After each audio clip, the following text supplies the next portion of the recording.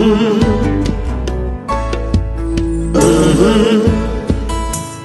the game gets rough and this life just seems so tough, Mek Wi Talk, my people, Mek Wi Talk. When this town becomes an ugly place, don't let it erase the smile from your face. Mek Wi Talk, people, Mek Wi Talk. Conversation is the key, a guiding light for you and me. Spark a talk and you will see. Conflict solver A to Z. World leaders master the art of self-defense just by talk. So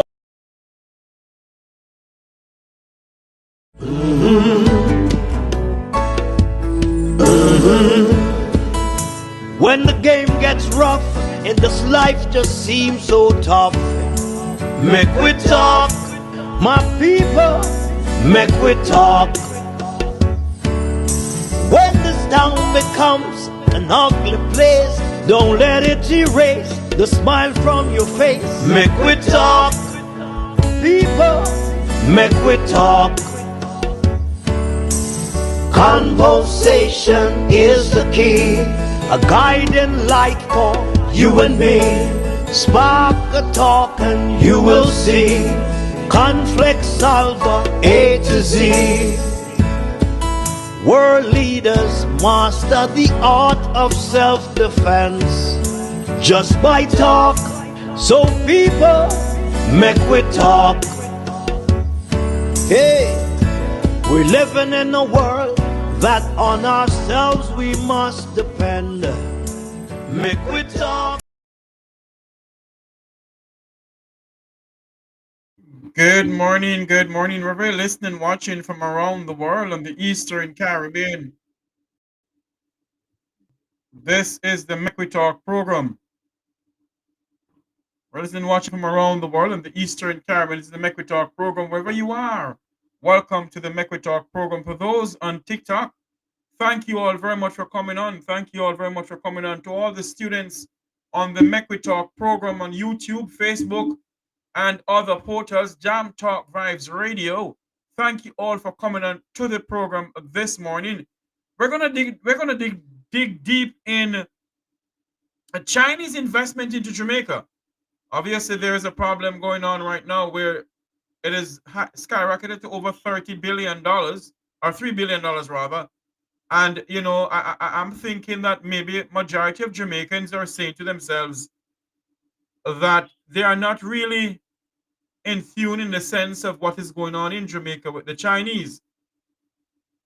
And so far, Jamaicans from all walks of life are very unhappy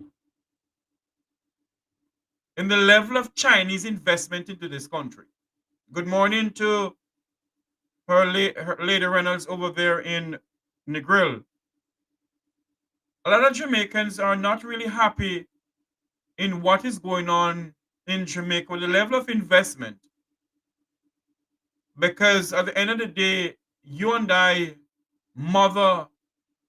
children will be paying back for this loan that is being given to the Jamaican government by the Chinese, because we have to pay it back. And when we put our country in some serious debt, in the sense of borrowing so much money, the country is already in 2-point-something trillion debt. And we keep on borrowing ourselves, borrowing. And yet the country has $3 trillion unaccounted for. And it begs to ask the question in this country of ours, you know,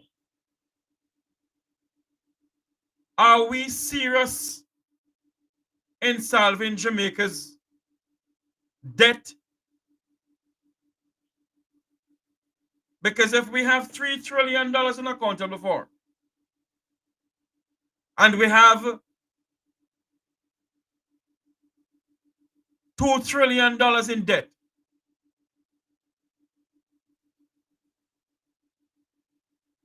It wonders sometimes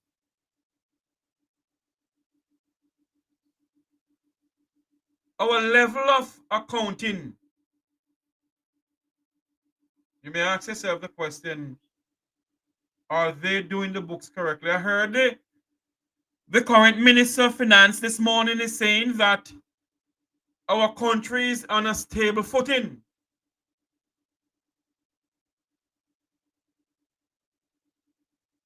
And there will be no new taxes in her budget. You know, it is an election year in Jamaica. It's election fever. Election year in this country. Election year. There is something I want to do this morning. I don't want to continue chatting and chatting.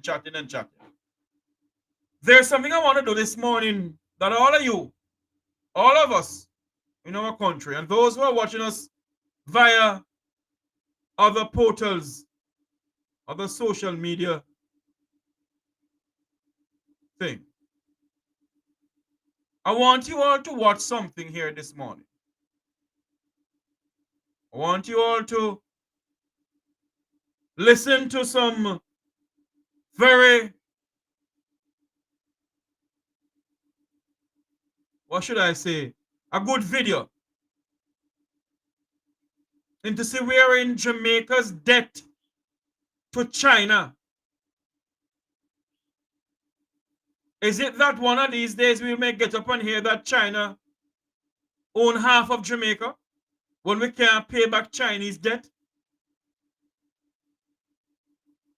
There's some rumors spreading around that when the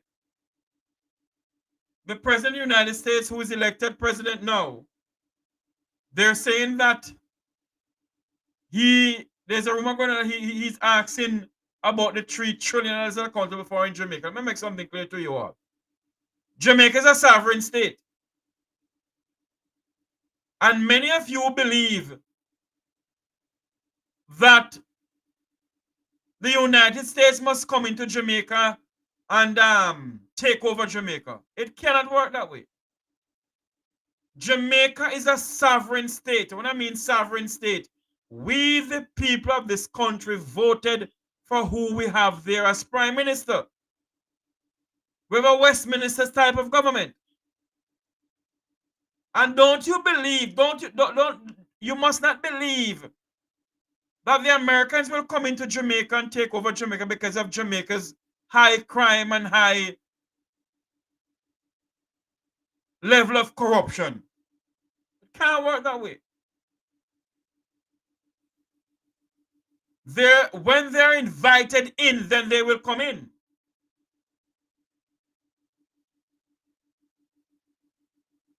Our national debt stands at 2.2 trillion.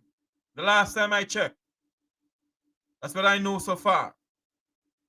And most of Jamaica's debt is internally. Who we owe internally means that who we owe in Jamaica. The people of the high up of society who we borrow money from, the government borrow money from in Jamaica. So that's where Jamaica's national debt is. Do not believe that the Canadians will come in and take over this country or Britain. Not because we may think we're an independent nation, no. And not because Jamaica is still owned by the king. Jamaica still has its own laws, rules, and regulation, and Jamaica still has a prime minister and a governor general. But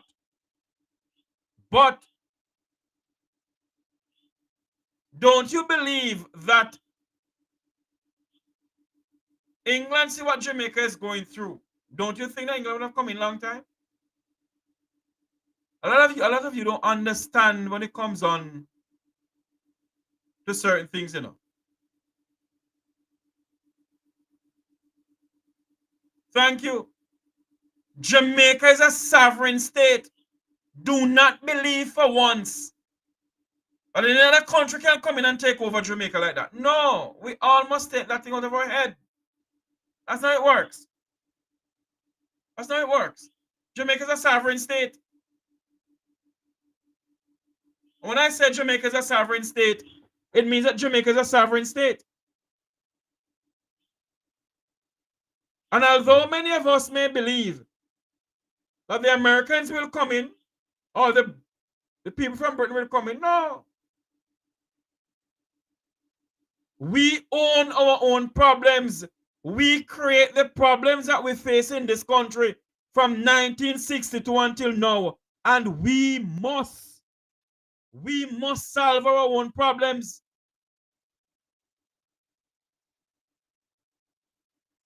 And we must be the one who stand up in this country and say to the powers may be that we will not sit down and accept what is going on. So don't for once believe that the Americans will come in and take over this country. Can't and will never happen.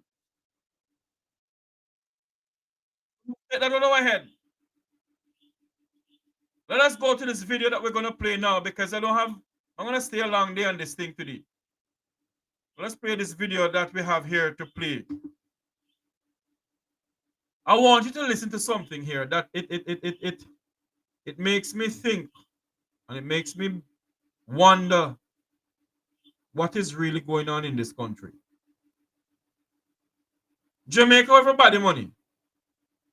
Jamaica, who everybody money. IMF, the World Bank, Development Bank.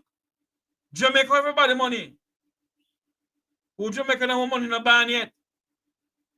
Let's go over to this and put in this over video $3 here that we want to billion play US this video. Hold on there for me. Jamaica over $3 billion US to the Chinese. The highway that they build and other things that they're doing, they keep on borrowing money. And because we keep on borrowing money, many of them will think that the debt is going down. I want to play this video for you all to watch. Jamaica owes China over $3 billion. Not one, but over $3 billion. And I believe it is climbing. Let's watch this video here and hear what this person is saying about our debt that we owe to China. That's how much China has poured into Jamaica. Roads, highways, ports, and even bauxite mining. Could this money spark a diplomatic fallout between Jamaica and its biggest ally, the United States? And how far is Washington, D.C. willing to go to reclaim its influence? Jamaica's closest economic and political ties have been with the United States for decades. But in recent years, a different player has emerged, China. From the construction of the North-South Highway to the modernization of the Port of Kingston, China has rapidly become one of Jamaica's largest investors. While these projects promise infrastructure and jobs, they also come with strings attached. High debt, environmental concerns, and whispers of geopolitical rivalry. This isn't just about cement and steel. It's about who holds the reins of influence in the Caribbean. And Washington is watching closely. Let's break this down. First, there's the North-South Highway, a $730 million project financed. You hear that? A $730 million project financed by China.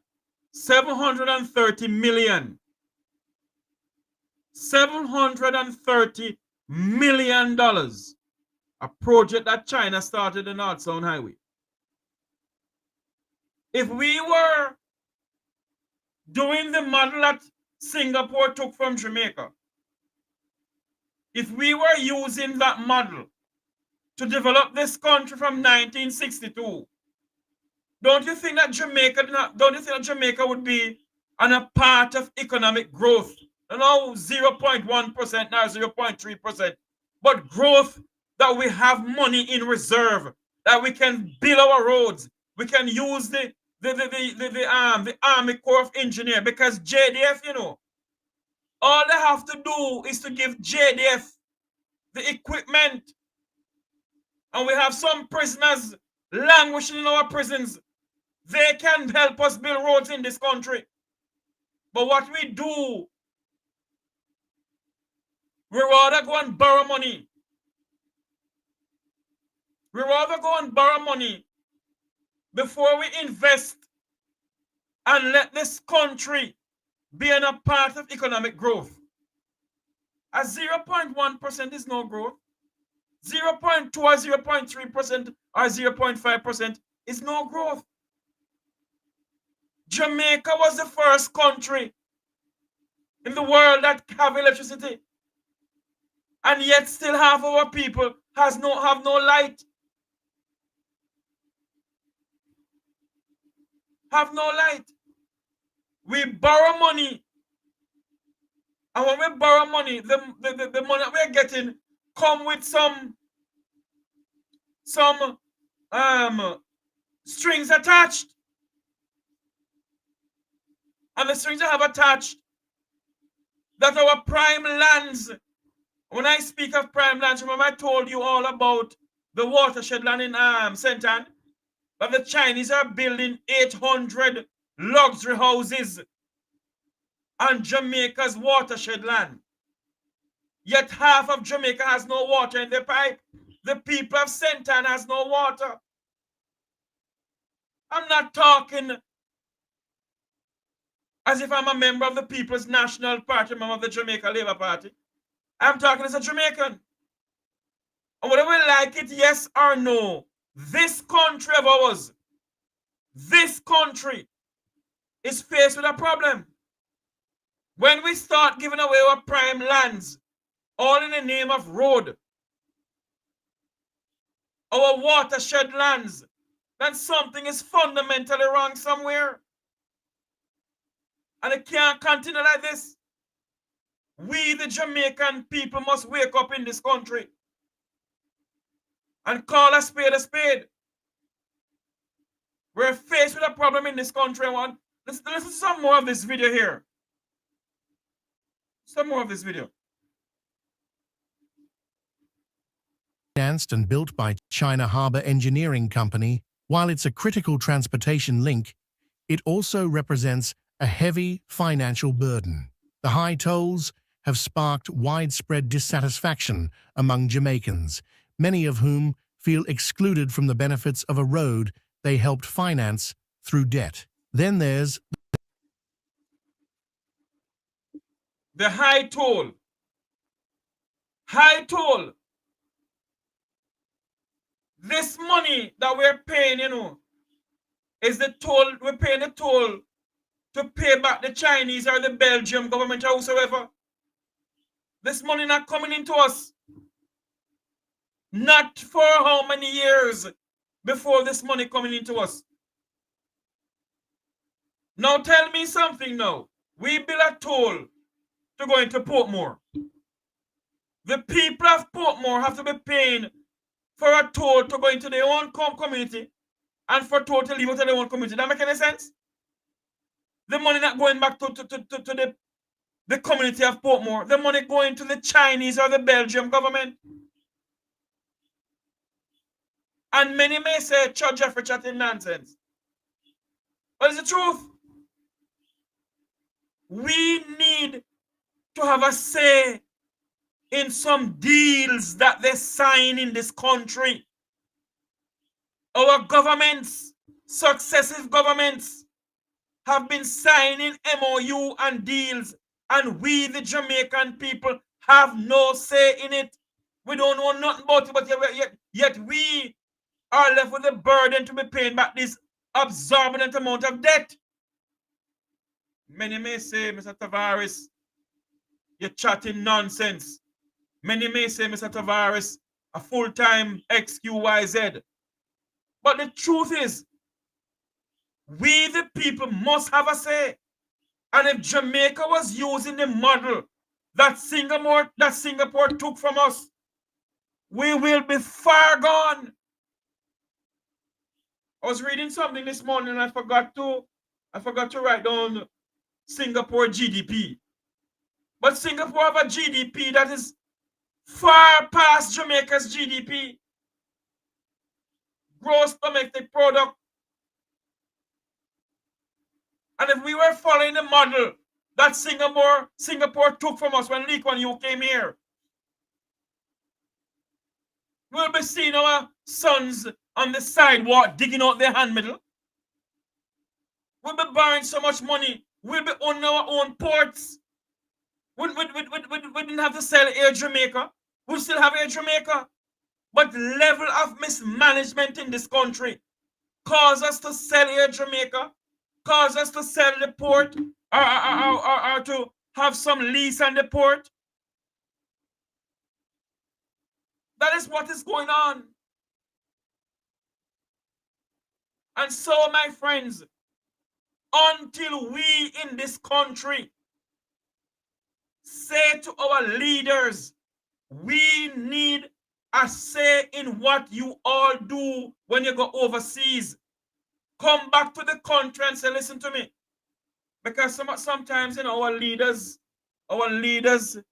sign some deals and some memorandum of understanding, and they believe it's in the best interest of the Jamaican people. It's not in the best interest of the Jamaican people at all.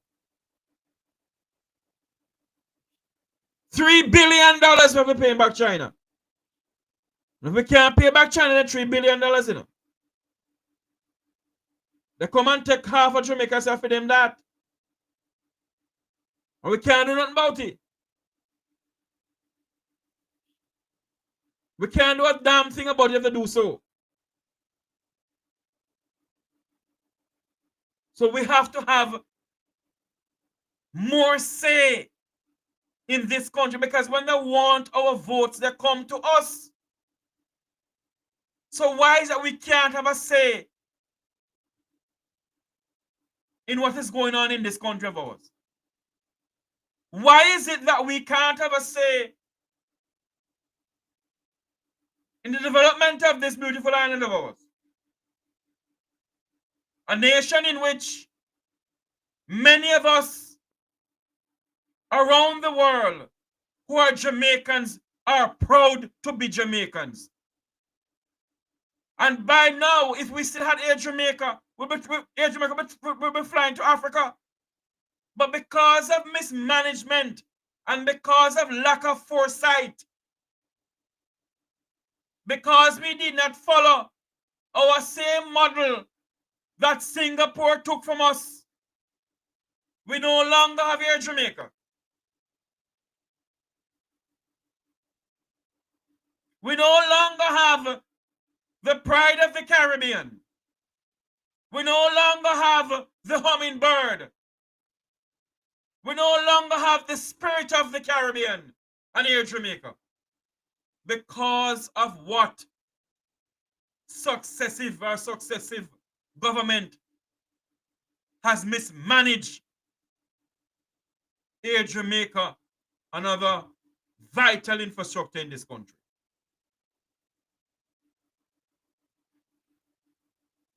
I want to say good morning to all our students in the chat room, both on TikTok and on YouTube. Thank you all for coming on. Let's play back some more of this video of the $3 billion that Port of Jamaica Kingston, owed to China. with over $1 billion invested, China Merchant Port Holdings has positioned.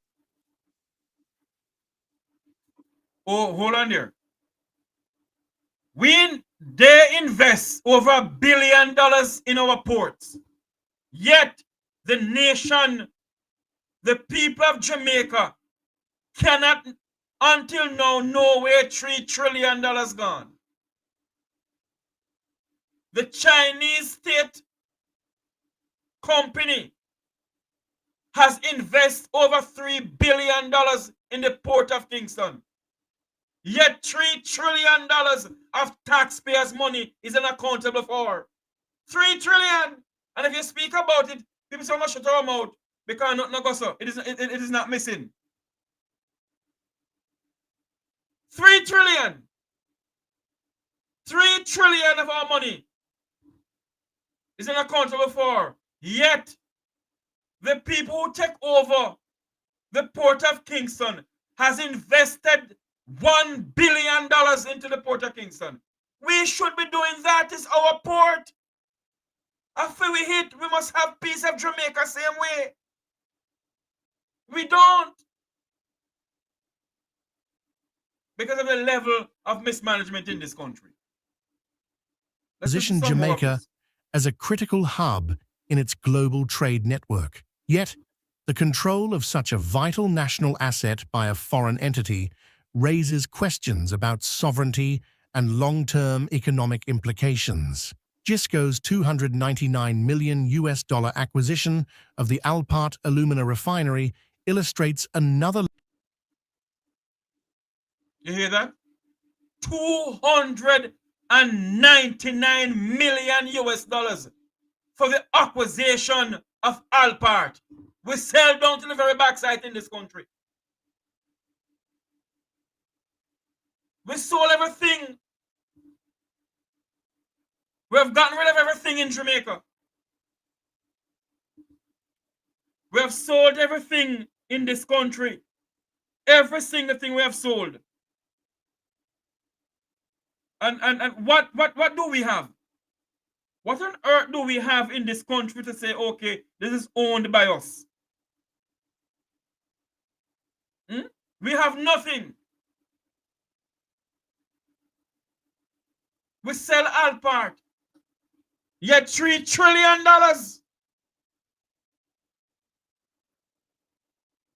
This don't make no sense. $3 trillion is unaccountable for. They can't come and tell the people of Jamaica, say, okay, whatever Jeanette Calder was saying, nothing go so. Here is the $3 trillion. And this is how the $3 trillion has been spent. They haven't showed us all that all now. All now they haven't showed us where the $3 trillion has disappeared to.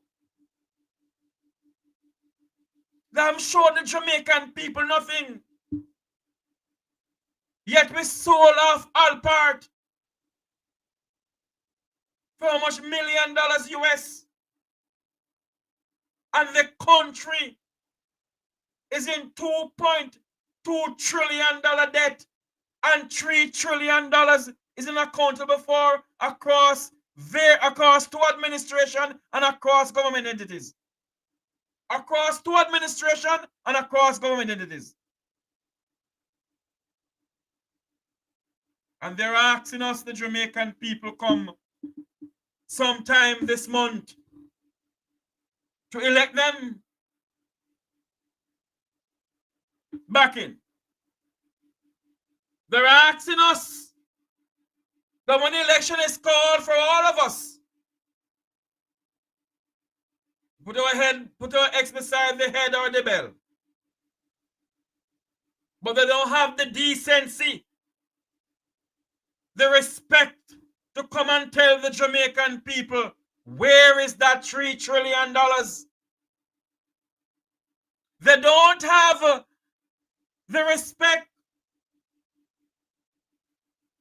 to sit down with us like what Jeanette Calder did from Jam and show us where those money has disappeared to. If you give every Jamaican $1 million out of that $3 trillion, will I have more money leave same way? Do you know what that $3 trillion could have done? Could have built some schools. That $3 trillion could have built a Kingston public hospital and leave more money. But of course, we in this country believe that the only thing we must speak about is our parties. We must not speak about the country, Jamaica. And when we do an investigation and show that they can't tell us where the $3 trillion is. We have people come on social media blasting us, say, go away on a dirty comrade. Or go on a dirty labor right. When will we say we are Jamaicans? We sell off all part. What do we own? What can we say to our children, that we, the Jamaican people, own this? Nothing we can say to them because we own nothing. Listen to some more of this video here, please. Illustrates another layer of complexity. Bauxite is Jamaica's second largest industry, but the environmental cost of mining and refining has sparked outrage. From polluted rivers to disrupted communities, these projects highlight the challenges of balancing economic growth with sustainability. Beyond infrastructure, China's investments touch nearly every corner of Jamaican life. You hear that? Chinese investment have struck every corner of Jamaican life. In other words, east, west, north, and south of Jamaica, from Negril Point to Moran Point, you have Chinese investment in this country. I said it yesterday on a platform that I have. When they were selling off Air Jamaica, why didn't they go to the Jamaicans in the diaspora and say to them, listen to me, Air Jamaica is in problem. Can you all invest into Air Jamaica and build up and see if we can get Air Jamaica back off the ground? We did not do so. I'll call you back. I'm live on air. We did not do so. What we do is we want to sell Air Jamaica to one of our Caribbean neighbors. We couldn't say to the people in the diaspora, come and invest in Air Jamaica. But when we want money, when they want money to run elections, they run to the diaspora and they get the money to run the elections or whatever they want the money for. That's the only time they know members of the Jamaican diaspora. At no time at all do they know us anymore. And so when we have China investing in Jamaica, one of these days, you know, hear something. We not get up one morning and hear upon the radio, chang. Because Jamaica is heavily indebted to the People's Republic of China. Whether we believe it, yes or no, we're indebted to the People's Republic of China. Let's listen to some more of this video here that China owns half of Jamaica. Telecommunications, and even a children's hospital in Montego Bay. On paper, it's a win-win. In reality, it's a geopolitical chess game where Jamaica is the board. Here's where it gets sticky. The Trump administration, known for its America First rhetoric, viewed Chinese expansion as a direct challenge to U.S. influence. Jamaica's location in the Caribbean makes it a strategic asset for global trade and security, particularly given its proximity to the Panama Canal. For Washington, Chinese investments represent more than economic partnerships. They are potential footholds for Beijing in America's backyard. Infrastructure like the North-South Highway and the Port of Kingston could theoretically have dual uses in the future, fueling U.S. concerns about security risks. From a trade perspective, the U.S. also sees these investments as undermining its economic leverage. China's Belt and Road Initiative. And in case you all don't know, who is Jamaica's biggest trading partner right now? Who is Jamaica's biggest trading partner? The United States.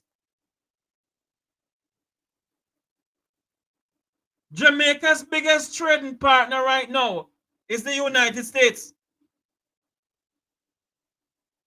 That's Jamaica's biggest trading partner. And I want you all to listen to some more of this video.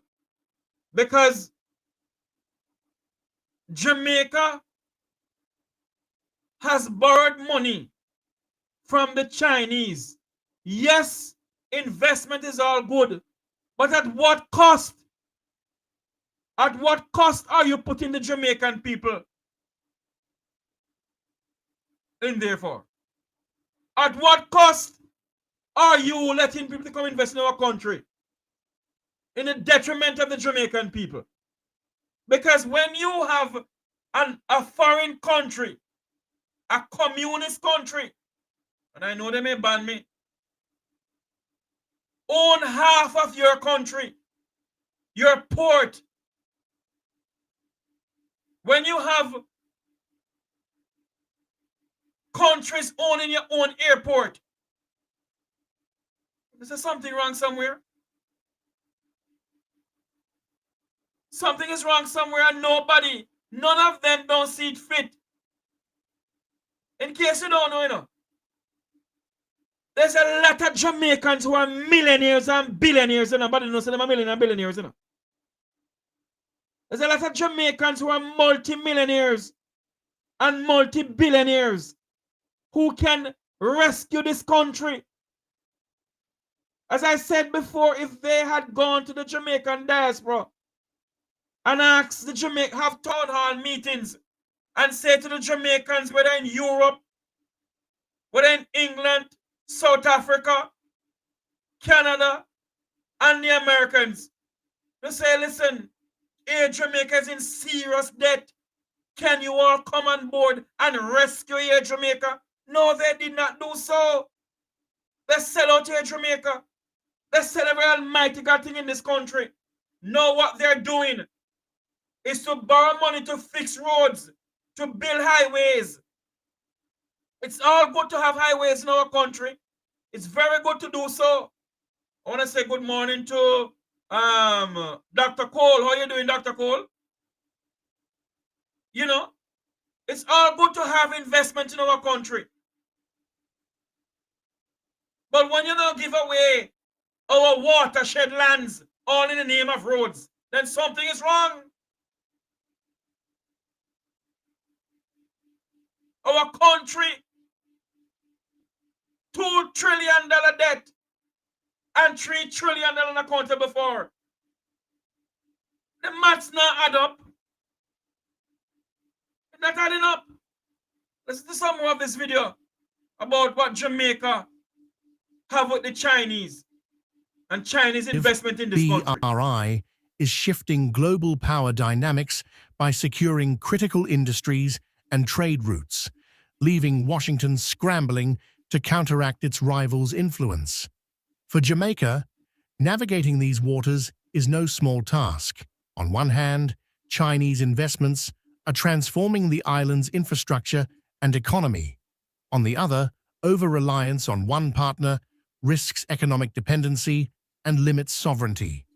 Meanwhile, Washington's unease over Beijing's growing footprint could force Kingston into a corner, asking it to pick sides. Let's not forget the debt factor. Jamaica's $730 million obligation from just one highway project is a stark reminder of the financial risks tied to Chinese deals. You hear that?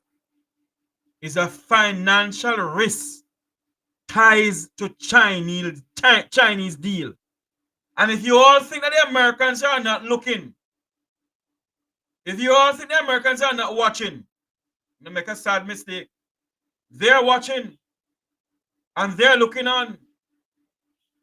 I'm saying this again. One of these days we don't get up and hear that Jamaica cannot pay its debt to China.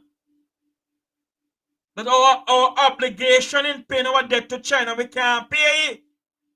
And here said China does own the Port of Kingston lock, stock, and barrel. Or China own half of Jamaica lock, stock, and barrel. And we can't do a thing about it. We can't go do nothing at all about it because of China money. We owe them their money. And if we can't pay them their money, they're going to come in. If we can't pay them what we owe them, they will come in. I want you all to listen to some more of this. Critics warn that debt diplomacy could give Beijing undue influence over Jamaican policies, potentially aligning Kingston's global stance closer to China's interests. Then there's You hear that? If Jamaica can't pay back China, China may have more say in the policy making in this country. I tell you something. There's some, when you're borrowing money or anything, there's some fine writings that we don't read. And those are where the hidden agenda is. And there's some fine print writings that our leaders are not reading. And if they do so, if they read it, we the Jamaican people don't see those fine prints. We the Jamaican people don't see what is going on. Even if they do read it, we don't see what it says. So we do not know what they're signing. And they have been signing things year in, year out to get loans from the Chinese. All we are saying, you have to borrow money, yes, to make a country go. But borrow the money. But let us see the stipulation in borrowing the money. What is the fine print? Because nobody not lending the money unless they're getting something in return. And we have borrowed money. We have borrowed money upon borrowing money.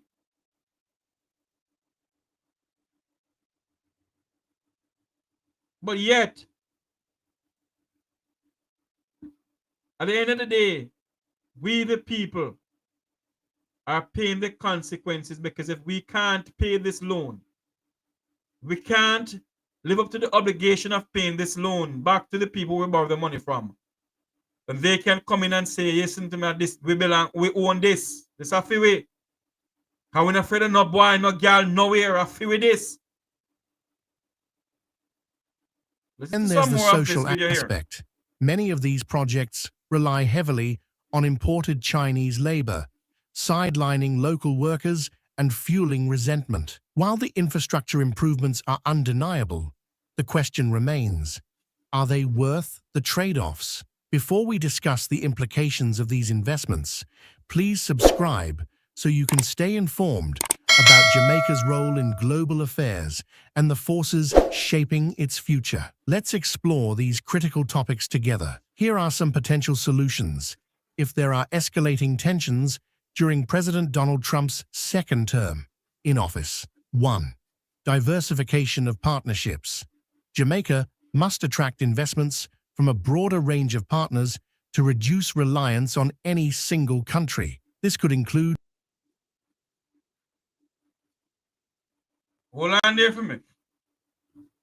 This morning, I heard the Minister of Finance speaking about investment of up to $1 billion is needed in Jamaica. And she's encouraging people, Jamaicans, to come in and invest over $1 billion into Jamaica.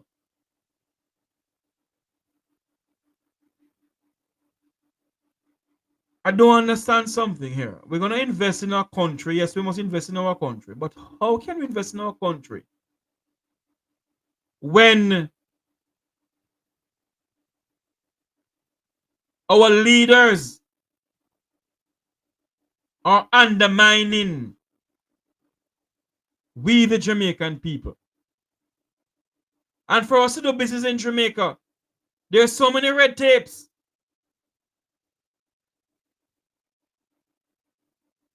You go to the Bureau of Standard to do some business with them. You spend half of the day at Bureau of Standard. Go to the company office of Jamaica, spend the half of the day. Because if you go to do, you have to go out and do that, you know. And when you go out and do that, your day done. You go out again tomorrow morning if you do the same thing, the same piece of paper you have in your hand. You're going to the tax office now. That's another half a day.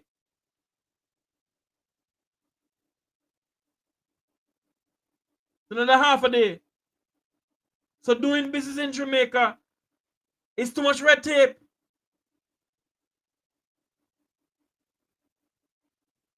Listen to some more of this video here because honestly, I don't know seeking where our funding country going. from Listen to Europe, this.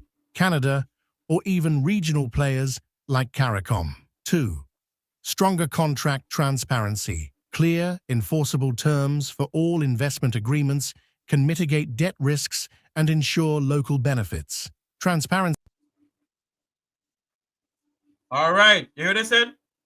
Clear investment protocols. In other words, we, the people of this country, must see on papers. We must can go on a website and say, okay, Jamaica has borrowed $3 billion from Mozambique. And we see wherein the $3 billion going to help us, the Jamaican people. And what is the stipulation in getting that $3 billion? We don't see that. We don't see that.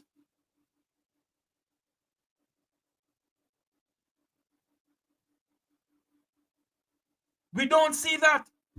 We don't know what the fine prints are saying towards all of these loans that we're getting, both from the International Monetary Fund, the Development Bank,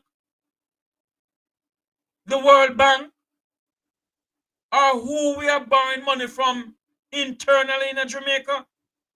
Because Jamaica has borrowed money from people within their own country, from companies. The government of Jamaica, two governments, whether the PNP or the JLP, has to borrow money. They have borrowed money from people within the country, companies within the country, banks within the country. But we don't know what is the stipulation on those loans. We don't know. So we are going around. Every 5 years we go around and we elect a government who is not transparent to the people of this country. There is no transparency in nothing that they do. But yet they can ask us again come sometime here in January in 2025 for another term in office. And we don't know what a 5-year development plan may bring. They said that Jamaica's unemployment rate stand at 3%. Well, everybody know my take on that. I don't believe it. And when you think that you're going to have your older set of Jamaicans living a very good life, that's not so. Majority of Jamaicans this Christmas season could hardly afford to have a Christmas dinner. Many of them could hardly afford even to buy a pound of chicken or mustard a pound of chicken back. Don't get me wrong. Yes, this government have done some good, but they have done some really bad things. Some really bad things. And if you can't come and tell us as Jamaicans where that money is. We're borrowing ourselves out of debt. That can't work. You can't borrow to pay Paul. Then borrow back from Paul to pay Peter. No Sankey, no sing so.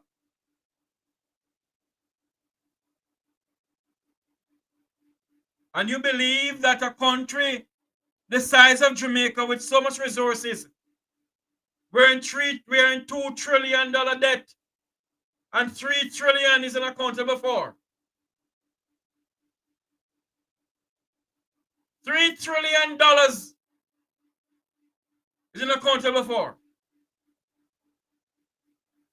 And we sit down in this country and we do nothing about it.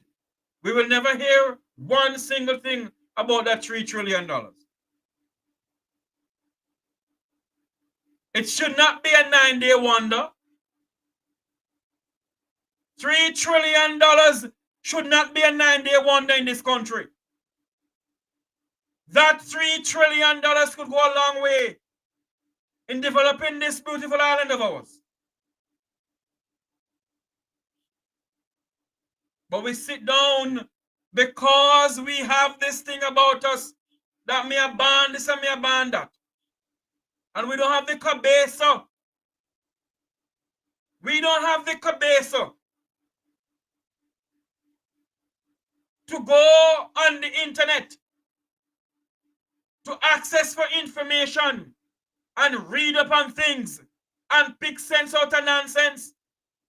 The Minister of Finance came and tell the nation, no $1 trillion no missing. Madam Minister, if the money is not missing, Madam Minister, then come and tell the people of this country, like how Miss Jeanette Calder-Jam came out and explained to us. You must come and explain to us, say, okay, the Ministry of Finance did not put in this report. That invoice has not been gone in pertaining to that amount of work. So is the Ministry of Education. So is the Office of the Prime Minister. So is the Ministry of Labor. So is the Ministry of Health. Come and show us. Come and tell us. No one came and told us anything. Nobody see it fit to come and tell the Jamaican people nothing. Because we are nothing to you all.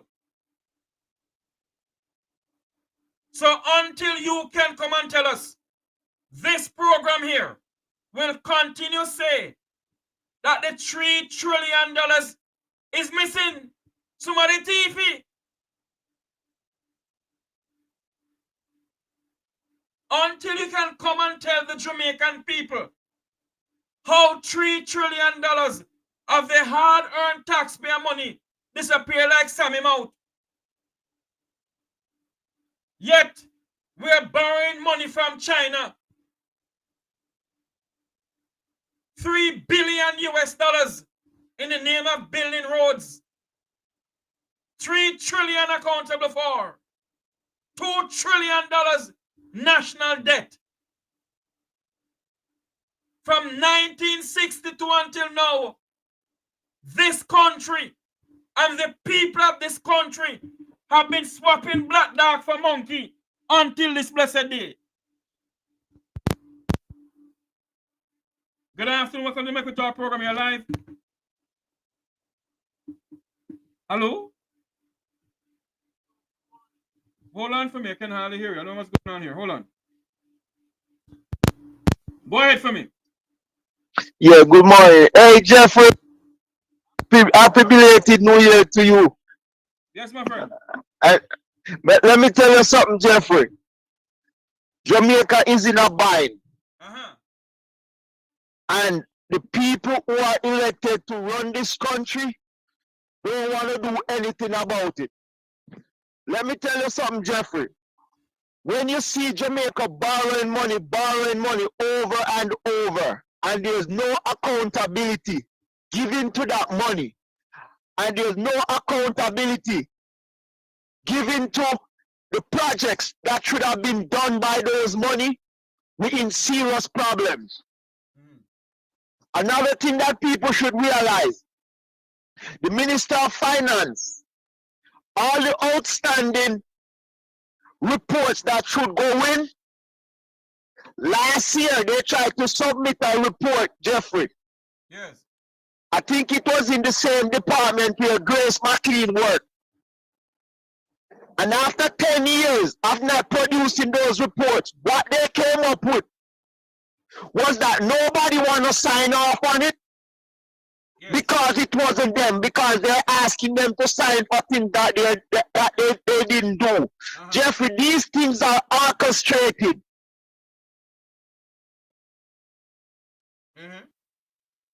These things are orchestrated, Jeffrey.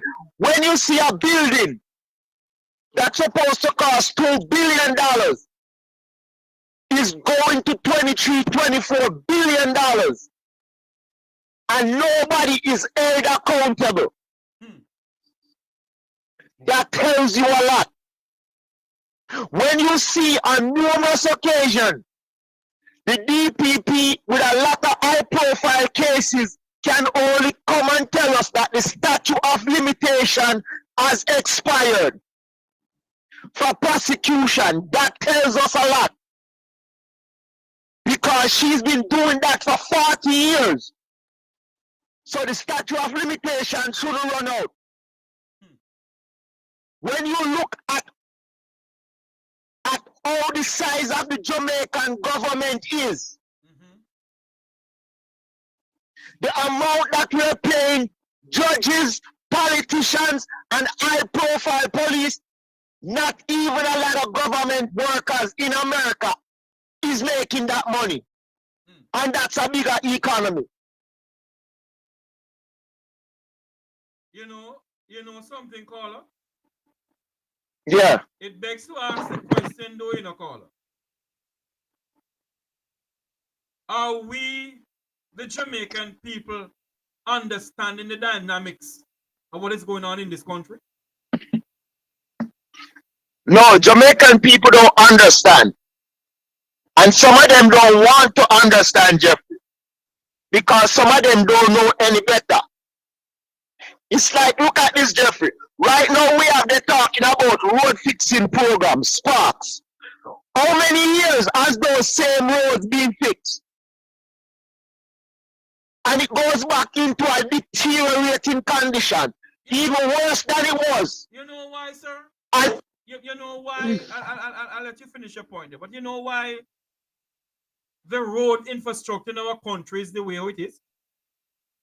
I keep on saying on this program, when the Public Works Department was in existence, how they fix roads is that they put on the mall, or they put on the stone first. They grind the stone and put it down.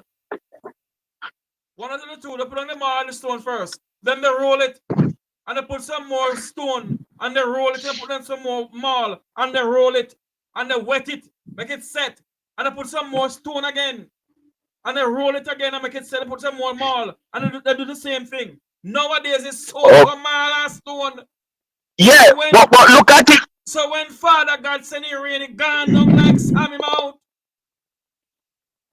Yes, but look at it now, Jeffrey. Look at what's going on. We have politicians holding contract to build roads. They don't know nothing about roads. Look at it again. We have the National Work Agency. And the National Work Agency is busy collecting contracts. They're like a contracting firm. Yes. They're not doing anything. Look at the Water Commission. For the last couple of years, whoever they put at the Water Commission, they don't just run pipes, they just sit there, Jeffrey. And when you look at the amount of money that the country is paying these people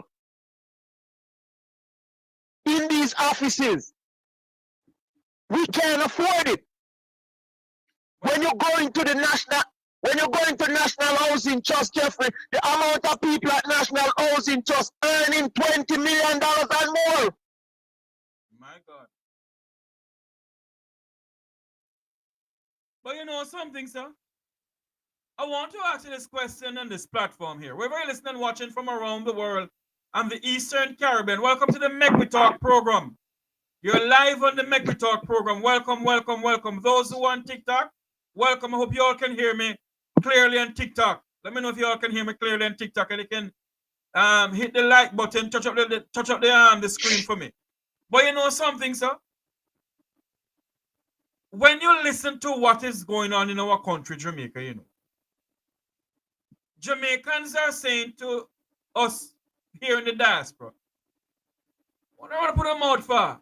Not going, everything down there, prosperity down there. And yet we're running up our mouth. But when we sit down and we see the news, because Television Jamaica broadcasts in the Cayman Islands, if you go on Google, you can type in any news organization in Jamaica and you get it. Nationwide, all over the place. And you hear the level of nepotism and the level of corruption in the country, sir. It begs to ask the question, where is this country going? You understand what I'm saying to you, sir? Yeah. So I want to ask you this question now. If we are the only one who is seeing Jamaica's problem, and those who live in Jamaica not seeing the problem, sir, is it that we are the problem? No, it's not that we are the problem, you know. It's not that we are the problem, Jeffrey. What is the problem is that corruption has taken over our society. It has, when I say taking over our society, Jeffrey, it has taken over our society. If you look at a lot of the things that's happening, nobody's been prosecuted and dragged off to prison, even with the most daring or daring things that they do. Nothing is happening. And you believe that one of these days you will see somebody drug off the prison in Jamaica? Well, Jeffrey, I don't believe that's right at this moment. Because right now, I could be honest with you, Jeffrey, I don't see the judge. I don't see the lawyers. I don't see the police. I don't see the prime minister right now who is willing to stand up, who is willing to say enough is enough. But let me say something to you, sir. The prime minister of this country will never say enough is enough, you know. And why would he? What we fail to understand in this country, that the word minister in Latin means servants of the people. We, the Jamaican people, must stand up and demand accountability, whether it be the pain power, the jail pain power. We must stand up. We are their boss. They are our employers. We employ them. Jeffrey. Yes, sir. Every time there have been significant changes in Jamaica, has it come about peacefully? Yeah. Has it come about peacefully? I don't want to go down the road with you, you know. No, Jeffrey, we have to go down that road, you know, because we agree to disagree. Yeah. It's like I call you one time and I said to you, Jeffrey, I don't believe that anybody who is in politics should be allowed to do any type of business. Hold on there. I see you touch on something that I need to talk about. Hold on. So you're saying to me, if I am an attorney at law, and I am the head of the Oversight Committee of Parliament, I must not practice law anymore? Jeffrey, no, you have to put that on.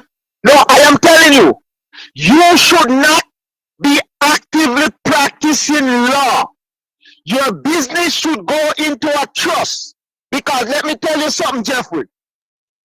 A lot of times when we see it happening, it smells like corruption.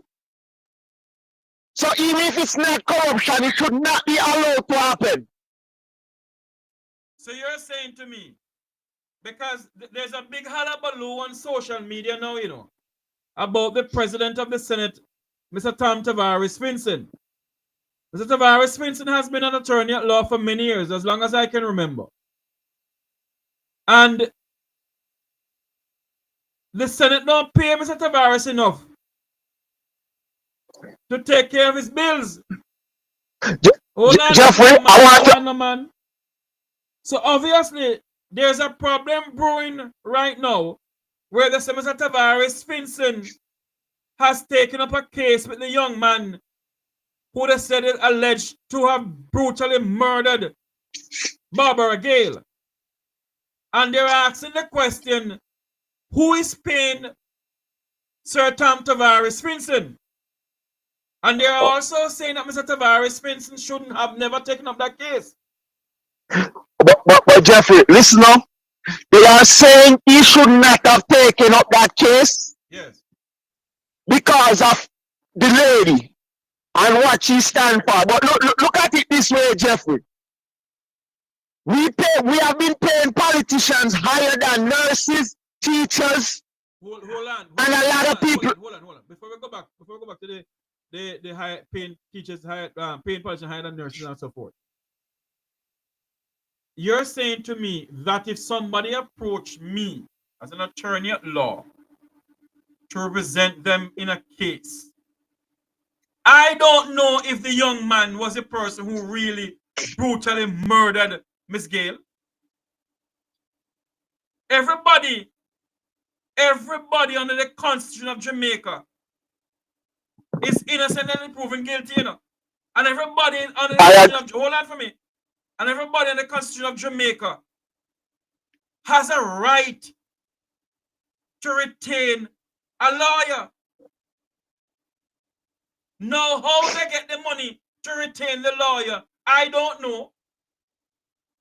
So what they all are saying is that Mr. Tavares Finson must not take that young man up to represent him in court.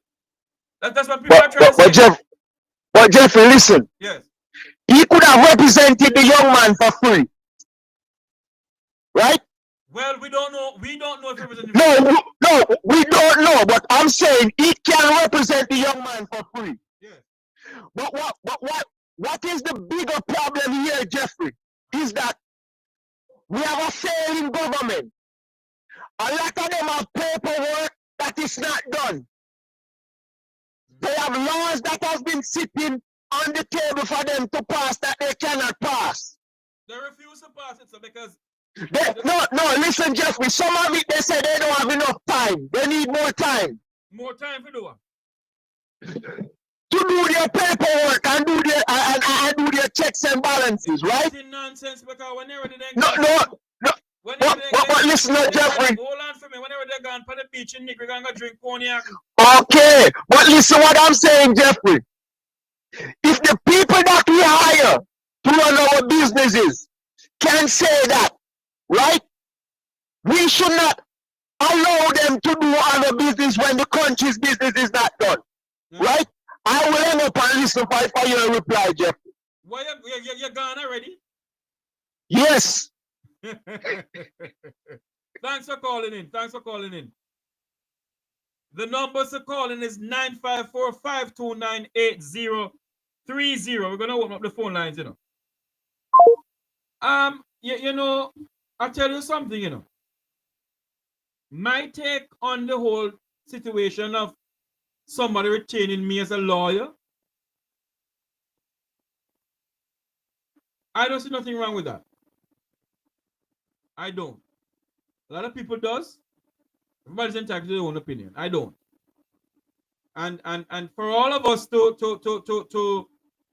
really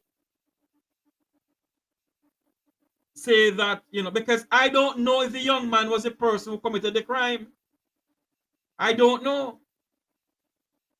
I know the young man was a person who even retained the King's Counsel as a lawyer. I don't know if it's his family member overseas who did it. I don't know. A lot of us have our own opinion on it. But what I'm saying, if I am an attorney at law and I'm the president of the Senate of Jamaica, you're saying to me that I must just forget about my law practice and concentrate on the Senate? How many days a week the Senate meet? That's the question we must ask ourselves.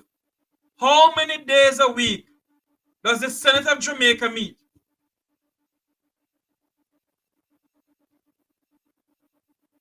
It can't be that I must put away my law practice because I'm the president of the Senate. And people may say, you have a right to take a fame because you're my family. I don't care what no one say.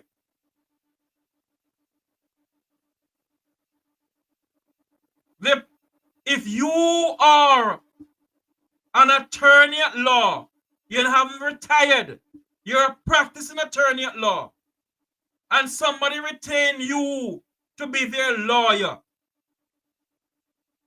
what is wrong with you and you are the president of the Senate? What is wrong with you taking up that case? The Senate of Jamaica only meet, I think the Senate of Jamaica only meet 2 times or 3 times a week.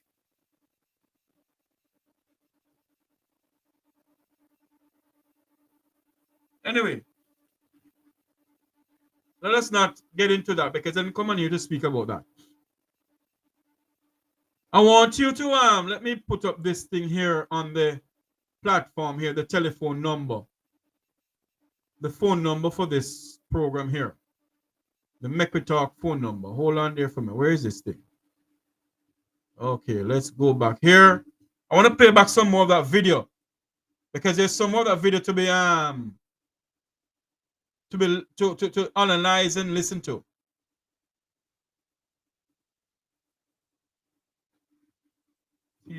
TALL call INN 954-529-8030.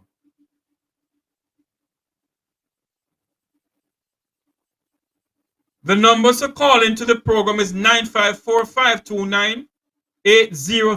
It's also a WhatsApp number. What is your views on what is going on in Jamaica? What is your views on situation in our country, Jamaica? 954-529-8030. It's also a WhatsApp number. It's also a WhatsApp number, 954-529-8030. You can call into the number. Let's go back to listen to some more of this video here about the $3 billion U.S. investment into Jamaica by the also China. builds public trust and avoids backroom deals that favor foreign interests. 3. Engaged diplomacy. Jamaica should proactively engage both China and the U.S. to maintain balanced relationships. Kingston can negotiate from a position of strength by emphasizing its sovereignty and strategic importance. Now for some bonus facts. 1. China's Belt and Road Initiative has expanded to over 140 countries, often focusing on strategic locations like Jamaica. 2. The Port of Kingston's modernization aims to handle post-Panamax vessels, cementing its role as a logistics hub in the Americas. 3. Despite Chinese investments, the U.S. still accounts for nearly 40% of Jamaica's imports, highlighting the ongoing economic interdependence between the two nations. Jamaica stands at a crossroads, with Chinese billions on one side and Washington's watchful eye on the other. Its choices will shape the island's future for decades. The challenge lies in leveraging these investments while safeguarding its sovereignty and environment. Will Jamaica rise to the occasion, or could the tug-of-war between superpowers leave it caught in the middle? What do you think? Should Jamaica continue embracing Chinese investments, or should it tread more cautiously? Share your thoughts. What is your views on it? Should Jamaica continue to have Chinese investment, or should Jamaica tread lightly? Call into the program 954-529-8030. What's your take on that? Should Jamaica tread lightly with Chinese investment, or should Jamaica just continue? The calling number is 954-529-8030. It is also a WhatsApp number. You can call in via WhatsApp. The question this morning, should Jamaica continue to have Chinese investment or should it tread lightly? That's the number to call into the program. It is now 11:44. Wherever you're listening, watching from around the world and the Eastern Caribbean, this is the Mek Wi Talk program. Until we get some more calls in, let me do this here. What am I doing here? Yes, let me do this here. One moment for me, please. Let me do this. It is, oh Lord. Yes, it is 954-529-8030. That's the number to call into the program. 954-529-8030. That's the number to call into the Mek Wi Talk program. Wherever you're listening, watching from around the world and the Eastern Caribbean. Good afternoon or good morning to those who are on our TikTok page. I think my producers need to let me see the chat room going up. You know, I can't see any chat of the people are talking to me at all. I don't know what.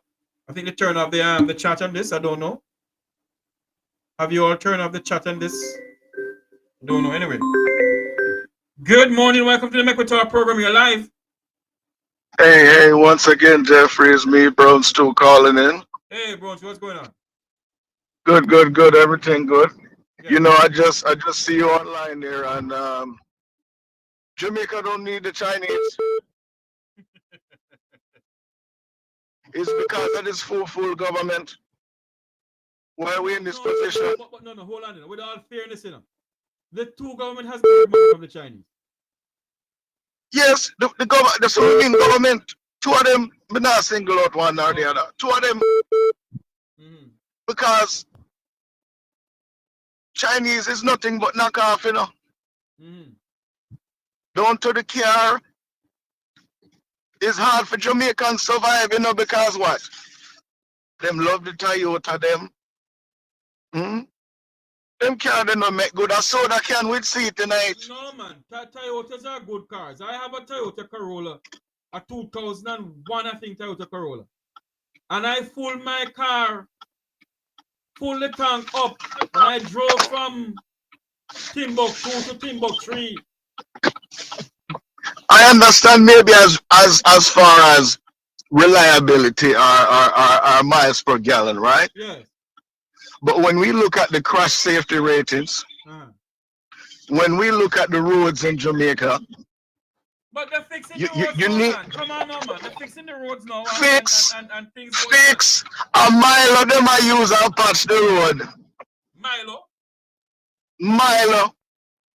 You know, see how breeze blow hard, the road mash up again. Lord of mercy. Let me ask you this question though. What you're saying that Jamaicans should forget about Chinese investment. So where should they turn for investment then? In their own country. They need to invest in their own country because when $3 trillion is accountable for, and the country is in $2.2 trillion debt. Well, I will say this: better governmental practices need to be in effect, and that money is not missing. It thief. It no gone in nothing here. Whoever is responsible for the disappearance of any funds should be held under the law. It don't matter if it's Mark Golden or Andrew Holness. Accountability. We don't care if it paperwork lead back to 1987. Whoever involved in this corruption, they need to cure out. Because Jamaica has the ability to be fully sustainable. With what? What we had on sustainable? What we had on there for do? We have a produce. What kind of produce we had on there? I know yam grower Jamaica, planting. So we're gonna depend on yam alone. No, me I go down the list. We can't have our own rice. Mm-hmm. We can't have our own things. We can get taxes off the cannabis. So do you believe that Jamaica should legalize marijuana fully now? Yes, but they should take time and go over the legislature. Put some regulations in it. So that therefore we don't have this bandula business. Mm. You use the tax so it can help fund the schools, things like that. Okay. Because that is what Jamaica needs. I see a lot first. You need to put back all of our intentions in the hospitals, fire stations, Mm-hmm. because it don't make sense to build up the country and you don't have a fire station. You don't have water run through the fire hydrant, a figurine. I talk about figurine. I have a friend of mine, a former journalist of Roots FM. There was a massive fire on Hagley Park Road. They just finished the Hagley Park road from Halfway Tree coming down. Mm-hmm. There was a massive fire at a well-known establishment on Hagley Park Road, owned by a well-known person who was in politics. And when the fire trucks that came there was no water. The fire hydrant had no water in it. So when they're dry like tea bag. When I finished fixing the road on Hagley Park Road, the fire hydrant had no water in it. None whatsoever. They did not connect back the water to the fire hydrants. Because you know what? I believe they politicize the water. Well, if you are PIP and NDM, all of this foolishness, them cut off your water. Based on what I am hearing, and the people of Trelawney, South Trelawney, they're having problems with water. But when the by-election happened the other day, every single solar water in them pipe. Lord have mercy. See there? It's corrupt. So you know, and this pastor. What pastor? Oh my goodness. When it come down to the Prime Minister Badman Pastor Bridging. Which pastor that you're talking about? Lord have mercy, I forget his name, but I know him voice and I know him face. But me just call him gunman pastor. Yes, a Lord have mercy a while ago. Lord have mercy, no bad man for Andronis. No, well, I'm coming to something here, Jeffrey. Uh-huh. I feel like the people of Jamaica, the one them who get up and go give with them last to the church, and the church don't help them. Oh, the church there. them. Hold on there. You're the person who called me about your mother getting the foul? I am getting to something, Jeffrey. Go ahead, man. Go I ahead. am getting to something, Jeffrey. Go ahead. My cousin from Jamaica, I didn't know him have me up. Mm-hmm. So I called him yesterday evening. Yes. So what go on? Him tell me, he said the other day when my mother come to Jamaica, she go trust goat from him. And say when she leave, hold on now. She got trust goat from him. She gave him the goat. She and some people come and pick it up in her earspan. She said no, the morning she see him when she leave for come back in the US. She call me and asked me if I pay him. So here now, that gunman pastor there, if I could sue that man myself. So which gunman pass are you talking about? Jeffrey, you see, if I wasn't driving right now, I would go and look skate me now. You do it? But I don't want people can't syrup and I talk about that. You're breaking up, man. I'm not hear what you're saying. What is it? The one where I give people corn syrup and I talk about honey. Oh, because I get to hold on now. I get to understand that one that give one of them now have Jays and Dettol and Fabulous, so what have people? All blue. But, you remember the blue? Yes. So, long story short. Yes. Them go do ritual at Ochi. When time come now for goat neck cut off, you know. Tongue a move I won't manship. Who the move I won't manship? The goat. Have mercy, God, them drop the goat head, run we gone. Who dropped the goat head? The whole of them, the whole 5 of them. So hold on here, let me ask you a question now. You're saying to me that your mother leave from the United States, come to Jamaica, come trust goat. Figure do ritual down at Ochi. Yes. And when they cut off the goat, they see the goat, yeah, they roll over, so then drop the goat head and run. Yes, run well left it. But have mercy, deliver my soul. And then this get worse, you know. My cousin go to him, the same gunman pastor, where Andrew Holness in Das. In name start with R? I go and find him name. The same gunman pastor.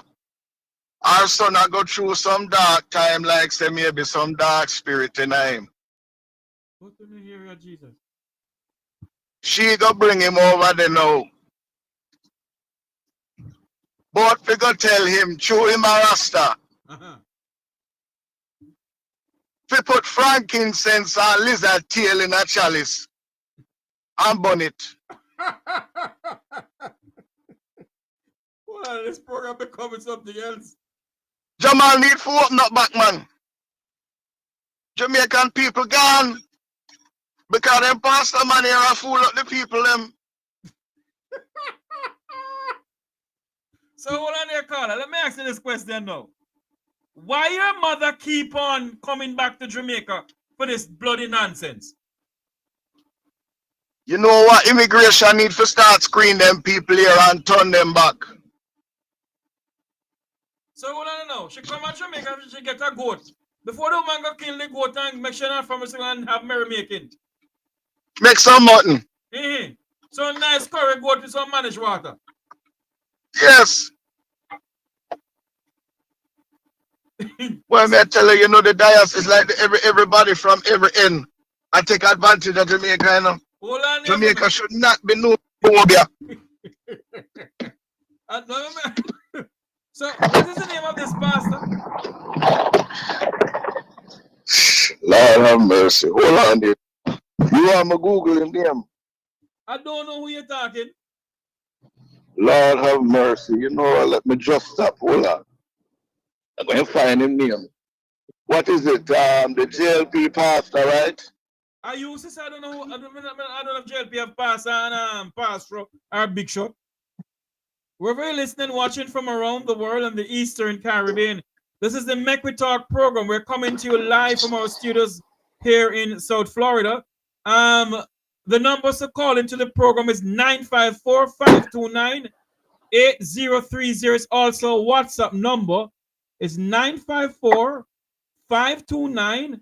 It's also a WhatsApp number. I want to say good afternoon to all our students in our chat room on TikTok and also on our YouTube channel.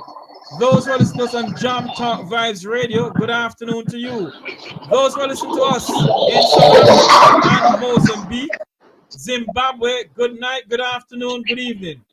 I want to say good evening to Ambassador Andy Mashiley over there in South Africa. Good afternoon, good evening to you. Caller, you still there with us? Yes, I'm here. So you're saying to us that we come on here to talk about politics in Jamaica, you turn the program into something else. So you're saying that your mother come back to Jamaica again and get one goat this time? Yes. The last time it was a chicken, a fowl. Yes. And now she get a goat. Yes. I wonder if I'll get her next.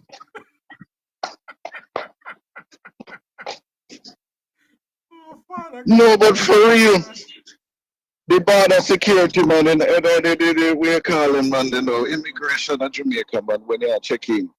They need to screen these people. Screen them good. Because they can't come and a little of Jamaica.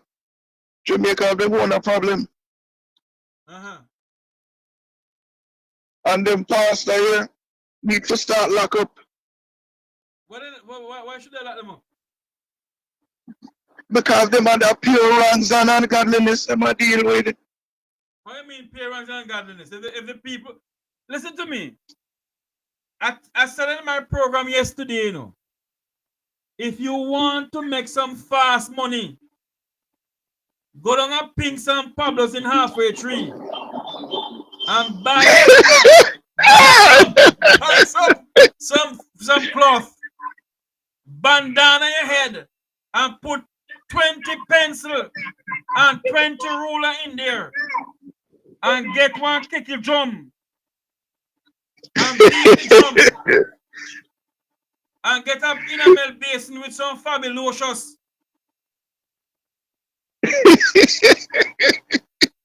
Can't tell us if I wash them off, they come to you. You know, yes, and you know, it's a sad thing.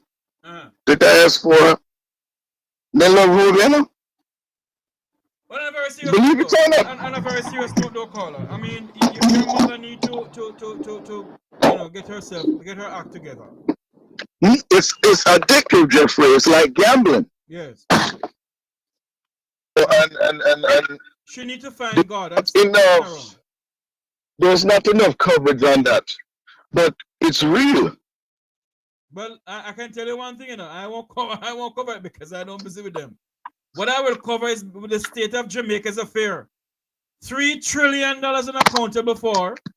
No one can spend that $3 trillion to disappear to. It's an election year. If the election should call tomorrow morning, who do you think is going to win the election? I think that it would be Mark Golden. Yes. But I have doubts. Why you have doubts? Because when you look at all these things happening, nobody coming out and burning it. Whether it's the fake doctor, nobody, not even DAWs come out and drop 2 cents about it. But what? About the $3 trillion? The $3 trillion are the fake doctor. You see the $3 trillion missing?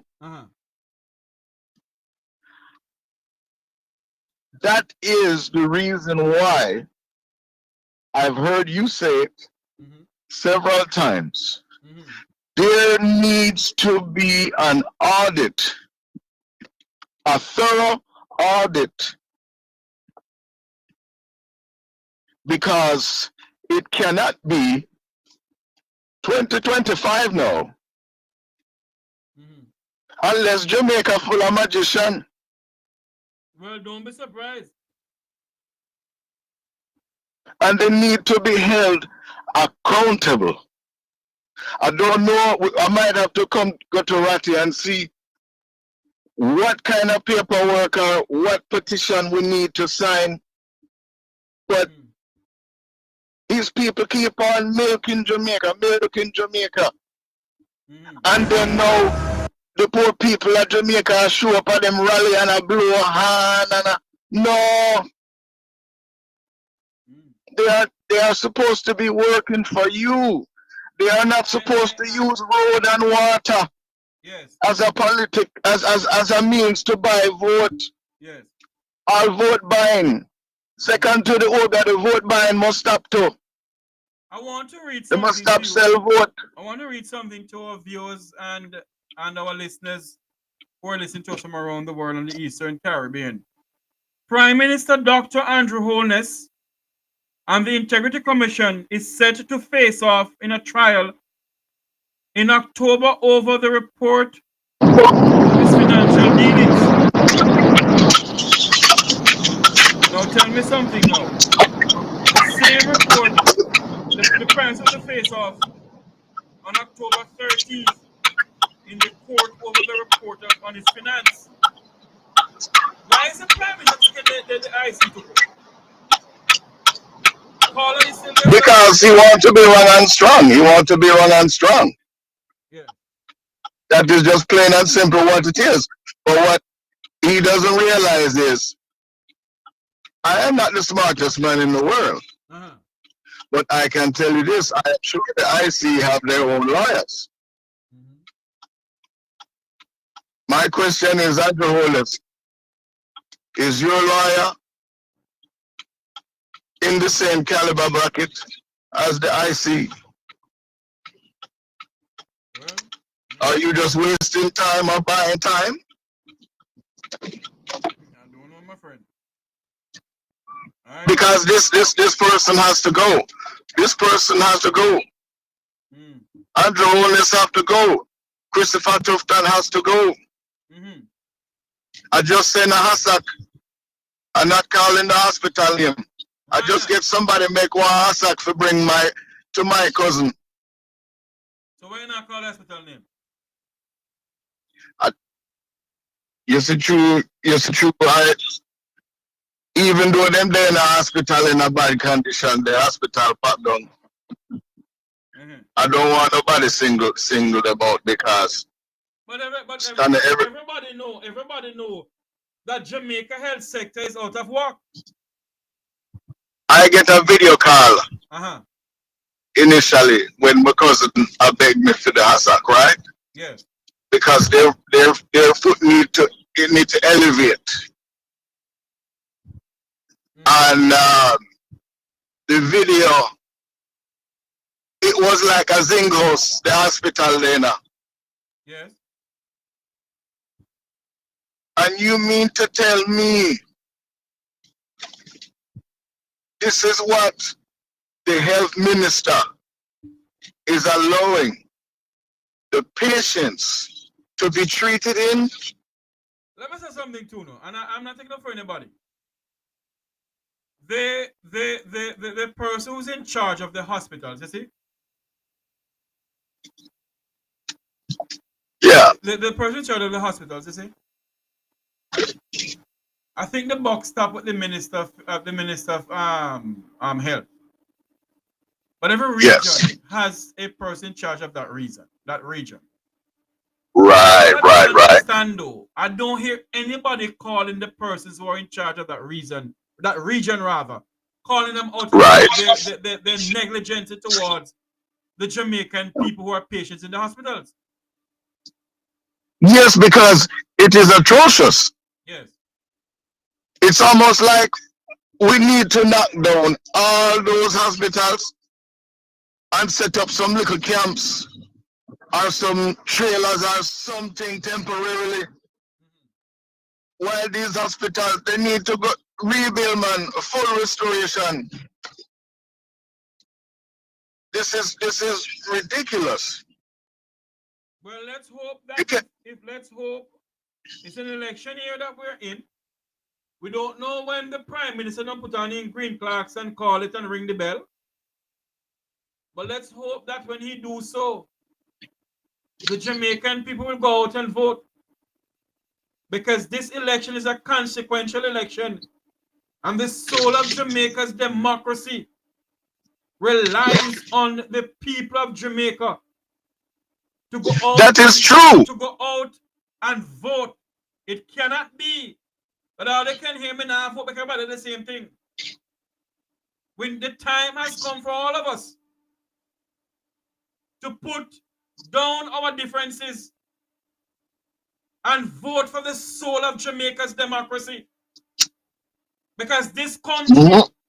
that we call home, whether we live in Jamaica or we live outside of Jamaica, Jamaica is in a Right. serious crisis. And Mhm. the soul of Jamaica's democracy relies on the people of this country, sir. That is true. And you know the same energy they may call you and complain Yes. about Jamaica. They may go on another platform and complain about Jamaica. Yes. They will complain about Jamaica on a newscast, but they won't use that same energy and go to the voting polls. You know something, sir, as you talk about that. I want to ask you this question. And those who are watching us, if you want to call into the program, you can call in. It's also WhatsApp number 9545298030. You believe, caller, that in any other modern democracy, $3 trillion is unaccountable for, and you hear nothing from the people, sir? That to me is a sign that it's almost like everybody possess. Everybody show up at the Freedom Concert, Yes. but they won't show up for their own country. Show up in that mass. It was a large mass crowd at that Freedom Concert. It was a large amount of people at the Beres and Bujo concert. Can you imagine if everybody team up? We come together, we sign petition. We might not be able to bring back Jamaica 100% right away, but we can grant temporary relief here and there, make things easier for the farmer them, the star people them, develop some laws to protect them from their goods being damaged.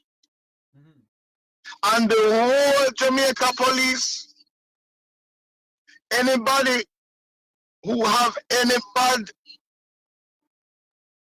oh that's it, no, anybody who have anything negative surrounding them need to go. All the one squad in nastiness, bought him their promised land in a police uniform. Who is that? Squad there. Okay. Strip 5, him should have catch strip 5. Nastiness, disgraceful to the police force. That man should have never get back in work. Me don't even know. Should have never get back in work. Higher standards, man. We need higher standards. You believe over the years the JCF have served the Jamaican people well, sir? The JCF is nothing but a whole heap of con man. Lord have mercy. Them tell you say your vehicle mash up and pack down. It no fit pass road fitness, etc., etc. Then them will turn round and tell you say them have parts at the police junkyard. Them can't sell them for a change. The whole of them need for guard jail. And when they know you're a Jamaican resident, a tourist, then when they pull you over and a check document, what man, give me a change. Change your, sorry, your folly TZY. You need to start respect these people, deal with them like they are human. Stop take buyout. Yeah, take buyout and still broke. Still can't feed family, bad blessing and follow you. And you fear we're giddy and boot down work. This is not the Jamaica that many of us dream of. This is not the Jamaica that many of us grew up. The Chinese, I don't know to the detail what agreement Jamaica and the Chinese have. Yes. But as far as I am concerned, I know we owe them money. We need to find a way to pay them off. We also need to find a way to make sure that anybody, whether Chinese, Indian, whoever, every document that the Jamaican resident need to have, you need to have it too.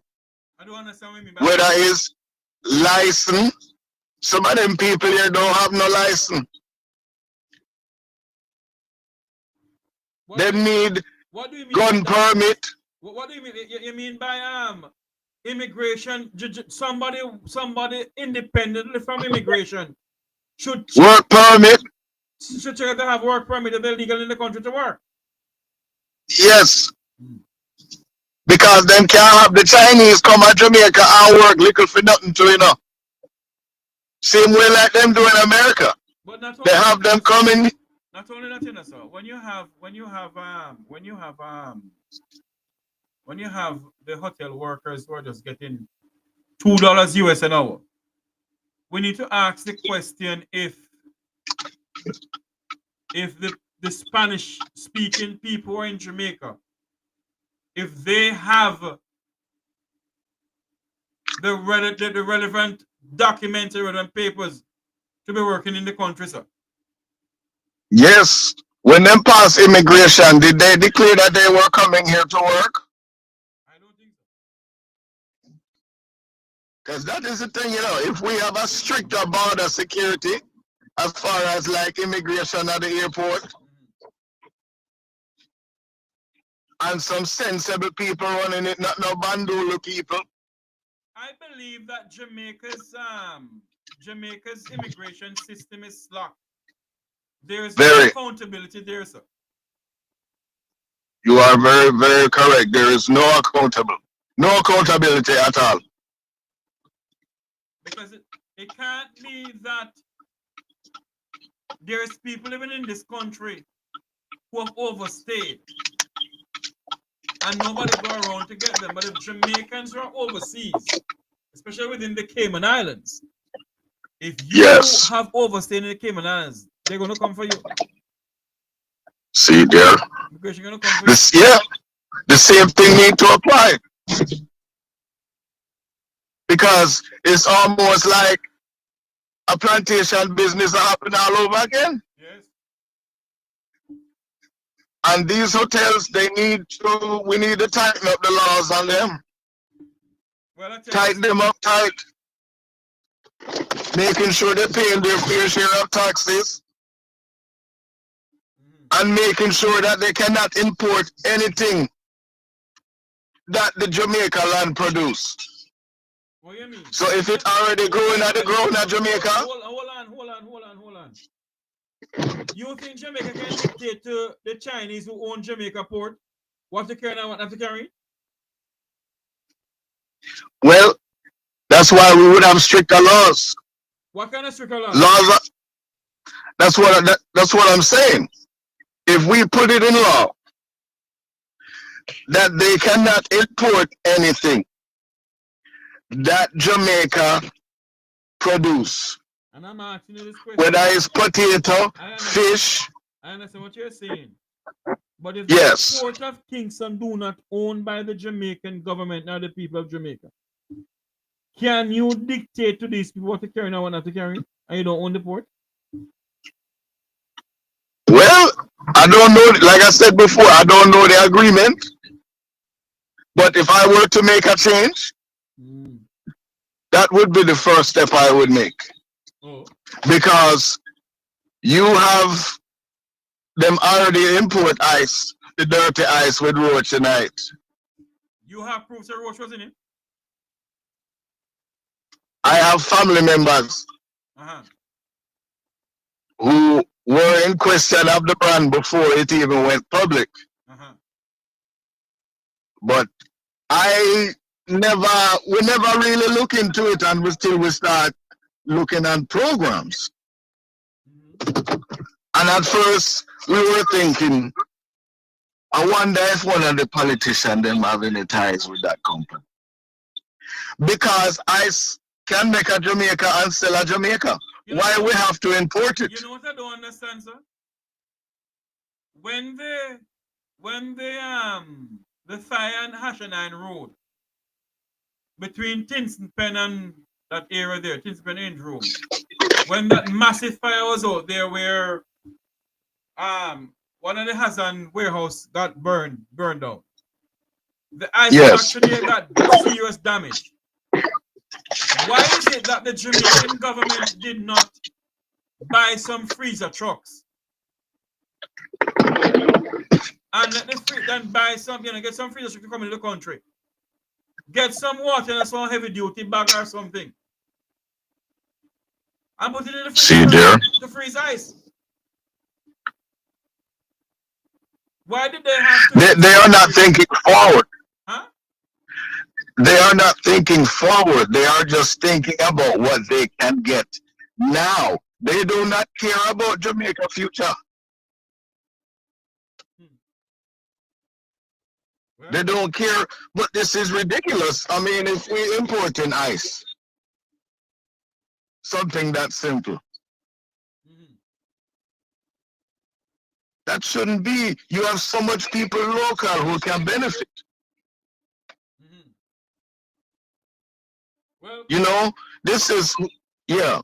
No, I'm listening to you. I was going to say, go ahead, I'm listening to you. There's so many things we can go back to doing that can help the country. If we make it easier for the farmers, can you imagine if the crops damaged? The government send out some people. Yes.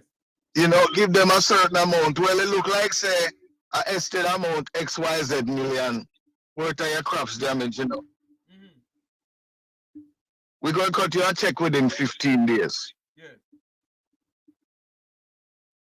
That would be so much of a relief for the people. Even the people that will have them stall. We need laws to protect them. We don't need the nasty attitude, tough boat man, them fair bully them. That's all they are, a whole bunch of bullies. I see there's some news coming into us now that a person on board a plane at Boston International Airport that was taxiing to take off suddenly opened an exit door, and he was quickly refrained by other passengers, authorities said. The JetBlue passenger was taken into custody and to face charges by the Boston police. Call our next call coming in. Thank you for calling in. All right, Jeffrey, chat again. Yes. All right. Good afternoon. Welcome to the Mek Wi Talk program. You're live. Yes, my brother Jeffrey. Thank you very much for everything that you have done, man. Yes. Jeffrey, believe you me, I'm a Jamaican and I'm proud to be a Jamaican. And I must tell you that, listen, I live in the US, but I'm telling you, my brother, it's like what you are doing for us, we cannot pay you. We're in lump sum and Ratic and all those guys, but I'm telling you the honest truth. It's like, everything that you are saying, is like the Prime Minister alone cannot do it. You alone cannot do it. We Jamaican, it take us, all of us Jamaican, to do the right thing so that Jamaica can come better than how it stayed. Thank you very much, my brother. The next thing, I did have lots of number. I did ask you for it already, but somehow I didn't hear any answer. I don't know if you have it, can give it to me or whatever. I would have to ask Mr. Loan if I can give out his number, Yes, and just tell him, sir, Charles. That's true. Tell him Charles, because he knows who. Because I need to send something to him. Okay. You know, Mhm. I need to send something to him, so I need his number to give him a call. All right? Because what happened? Tell him that I did. Remember, I, we're lo- live and here, you know. I know. Okay. Tell him that I lost my phone at Boston Airport when I was going to Jamaica last year. So I lose every contact. So that's why I lose his number. Okay. I'll speak to him Th- for you. But before you Thank go, you very much. Okay? before you Yes. go, ask this question though. As a Yes. Jamaican living overseas, and Yes. you looking within the walls of Jamaica, Yes. what do you see going on in our country, Jamaica, right now? That you think that Jamaicans who are living in the diaspora can do to assist? Well, so many, Jeffrey, to be honest with you. Number one, the crime. Mm. The crime, well, and the crime rate that is going on in Jamaica right now. We need to do something to control that. Mm-hmm. Number two, right? When it come on to I don't know if this will answer your question, but that is the most important one I look at. We need to have more farmers in Jamaica. You understand me? We need to have more farmers in Jamaica, you know? To I think we have a lot of farmers in Jamaica, you know. But I think the yes, problem that our farmers face in our country, sir, is that the yes. government continue allowing overseas That's right, my brother. produce into the country. That's right, my brother. That is so true, my brother. And the next thing, the third one, we need a better government. Yes. We need a better government, my brother. Mm. Trust me. And Jeffrey, I'm gonna say this to you. I wish Andrew Holness is listening. No, Andrew, but yeah, I wish Andrew Holness is listening. But the most one that I need to listen is Mark Golden. Ah. You know, if when he come in power, I'd like Mark Golden to get you all the icon, the hero. And when I said the iconic hero, I'm talking about you win lump sum, rat and Ratitan, all those heroes that stand up for Jamaica. I need him. You know, I need him. Mark Golden, please, if you are listening, I need you to get all these heroes to help you to build back Jamaica. And I know you can do it, Jeffrey. I know you guys can do it. I know. And listen, trust me, if you guys get the chance to do it, I know Jamaica will become the Jamaica that everybody will return back. I will happy to return back to Jamaica. Uh-huh. Peace and love, my brother. Thank you very much for calling in, my friend. Good job, my brother. Good job, okay? Mm-hmm. Thank you very much, my brother. But do you think all what you just said, you think that's gonna happen? You think Mr. Gold will be calling a Wayne, a Tavares, a Rocky Gun, and all those people to come on to help him? I wish. Oh. I wish. I would love to see that. I wish.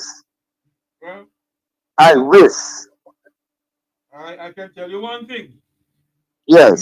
Maybe Sir Golden would love to, but there's other people within the party who like, hell no. Huh. Huh. You want me to say something? Go ahead. And I'm gonna be proud to say that if if he's going to just listen to the people them that probably who don't have who have say I want to say but not a good say towards building Jamaica, Yeah. he's going to be in problem. Mhm. He's going to be in problem because I'm telling you the truth. It's like what you are seeing what you the era and the icon here in Jamaica in the diaspora. I don't consider myself as a hero doing this. Well, I'm gonna tell you this. You are. All of you are. I just consider myself to be a Jamaican trying to be the voice of the Jamaican people, sir. Well, we are telling you that. Uh-huh. We are telling you that Ben Lumsum, Antigan, and all those heroes that is trying to put back Jamaica where it should be. Mhm. You guys, I'm telling you, you are heroes. You are icon into Jamaica. You are Jamaica backbone. You understand? You are the backbone of Jamaica. And I'm telling you, if you guys, if Mark Golding should call you guys together and get good information, good um um um what I should say now, good feedback. How to build Jamaica, how to bring back Jamaica. I'm gonna say this to you. Jamaica will be the Jamaica where everybody But I tell want to you run back something, to. sir. I tell you something, sir. When Uh-huh. when a Tavares and a Rattigan and others, Andre and everybody else, had topic on Jamaics and everybody, Dre and all those who are on TikTok Yes, and YouTube and wherever they are, they alone can't be the voice of Jamaica alone, sir. I, yes, I know that. The Yes, people of the country, sir, definitely, has to get up and demand what they need, sir. definitely, The Jamaican definitely. people Yes, used to have the blood of a Nanny of the Maroon, the blood of a Sam Sharp, the blood of a Marcus Garvey, yes. the blood of all our national heroes, the Marcus Garvey. But the Jamaican people has come lukewarm. They're Oh quiet. yes, that's so true. That is so true. That is so true. And you know why? They just afraid for Andrew Holness. Coward. Coward. Uh-huh. Because Andrew Holness have them in the palm of their hand. Let me say something to you. You just look at the police. Oh, Andrew Holness and the police, and you know, it's like shut down the voice of Jamaican people. In what way, sir? You notice if how what Andrew Holness is doing, Uh-huh. right?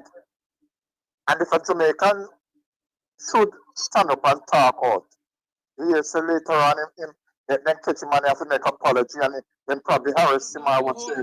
Hold on there. Yes. You truly believe Uh-huh. that the Prime Minister of Jamaica dictate to the police officers and said, catch him and make him apologize to me? Well, to be honest with you, I don't hear with my ears. I'm not going to say I really believe, but to what is going on and just what is going on, how the police and deal with the Jamaicans and But you sometimes you have to wonder what's the Jamaica Constabulary Force, sir, has been yes. dealing with the Jamaican people from 1962 until now as if they're nothing. Well, you're right. You're right. You have a And point many there. of us fail to speak the truth. The You have a Jamaica point there. Constabulary Force has been a force who continue to breach the fundamental rights of the Jamaican people, sir. And Yes, nobody does because they nothing don't. about it. That's true because they don't have. There's not a government or there's not someone there to to to to to to charge them for that when they do things like those things. You understand me? And that's why I said, you see, what the point that you just made now. That's why I said, you know, you all the diaspora who are standing up for Jamaica. You know, I'm telling you the truth. I will be I really support when I said, to Jamaica, if Mark Gordon, if Mark Gordon, I wish, as I said, I repeat again, I wish Mark Gordon would do that. You know, call you guys together, sit down, and have some good discussion. You know, where, what are we gonna do next? You know, how, what, what you think about getting Jamaica into this right direction. And I know you guys got some good ideas. Jeffrey, I know you have some good ideas. And Wayne, oh my God, Rattigan, Name them out, because I can't name them out. You name them out. You know what I'm talking. The backbone of Jamaica. Man, let me say this to you. This kind of thing, guys. The only thing we have to do is to come together. Come together as one Jamaican and lift up Jamaica and let Jamaica go forward. Mm-hmm. Well, let us all see that, sir. But one thing I can tell you, I am not taking up for no one. I know that. I know that. I personally believe that the Prime Minister did not instruct the police to do nothing. I personally believe that the police decided to do it. But what we should say, when the Prime Minister sees things like those, he should say to them, listen to me. No. Yes. He says nothing about it. And that begs to ask the question by the Jamaican people to the Prime Minister of this country. Yes. Are you in it for yourself, or are you in it for the Jamaican people? Oh man, that's a good question. Are you in it to serve the people of this country, or are you in it to serve your own self-interest? Because it cannot be that in 2024, 1,120 something Jamaicans were murdered, and the Minister of National Insecurity, Dr. Harris Chang, still remain as National Security Minister of this country. It cannot be that you have Jamaicans who are working in the hotel industry who only getting $2 US an hour, and nothing is being done to those Spanish Bucky Masters hotels along the 7 Mile Strip in Negril and along the south coast or whatever coast going up into Montego Bay. It cannot be that we, the Jamaican people, must continue as if we're slaves in our own country. It cannot be, Mr. Prime Minister, that we must sit idly by in this country and just say happy hallelujah to those who are buckle masters over us. We, the Jamaican people, will not stand by and say it's nothing. It cannot be, Prime Minister Holness, that $3 trillion of taxpayers' money cannot be accountable for, and we hear nothing from you, nor no one. All we can hear, the money is there. It can't be, Prime Minister Holness. That is wickedness to Jamaica. We the people put you there. You are the servant of the people of this country. You're accountable to the people of this country. And we need answers. It cannot be that every 5 years we keep on swapping black dog for monkey in this country. And it get us nowhere. The time has come for the Jamaican people to stand up and demand accountability. To stand up and say enough is enough. The time has come for the people of this country that we call Jamaica to rise up. Somewhere I read in the constitution of this country that there's freedom of assembly and there's freedom of speech. And the time is now. The soul of Jamaica's democracy relies on the people of this country come 2025. And we're in 2025 now. The soul of Jamaica's democracy relies on we, the Jamaican people. And for those who live beyond the shores of Jamaica, for once in our lives, let us stop this PNP and JLP thing and let us put this country forward. Let us put this country before PNP or JLP. Because Jamaica is the gem of the Caribbean. Let us demand from our leaders that we will not allow you to sell 1 more inch of this country. Not 1 more inch of Jamaica is for sale. Not one more beaches in this country is for sale. Not one more watershed land in this country is for sale. Our next call coming in, my friend. Thank you for calling in. God bless my brother. Yes, Stay strong. Thank you very much, my brother. you're welcome. Good morning. Hello, good morning. Welcome to our program. You're live. Hello?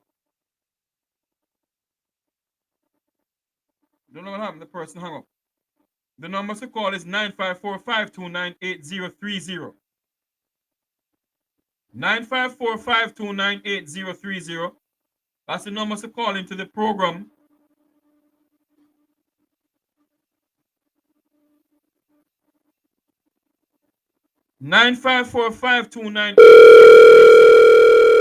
That's the number to call into the program. I think somebody. Come rising, Jeff. Great day. How are you? I am good. Oh Lord, I called you live on here. I'm sorry. Let me call you back. Okay, not a problem. Greetings, viewers. Yes, I'll hold on before I make you go. And I need to Okay. get your views on certain things that is going on in the land of wood and water. Oh Lord, and there's so much always going on. Jamaica ever keep, as we would say. Yes, indeed. As a Jamaican who is the daughter of the soil, where do you see this country going come 2025? Where do I see things go? I guess I can only speak about what I hope things are, where I hope things are going. Yes. It's an election year, and I have to be frank. I hope change is on the horizon. And when I speak about change in the most meaningful way, I hope that we have a solid vision for our nation going forward.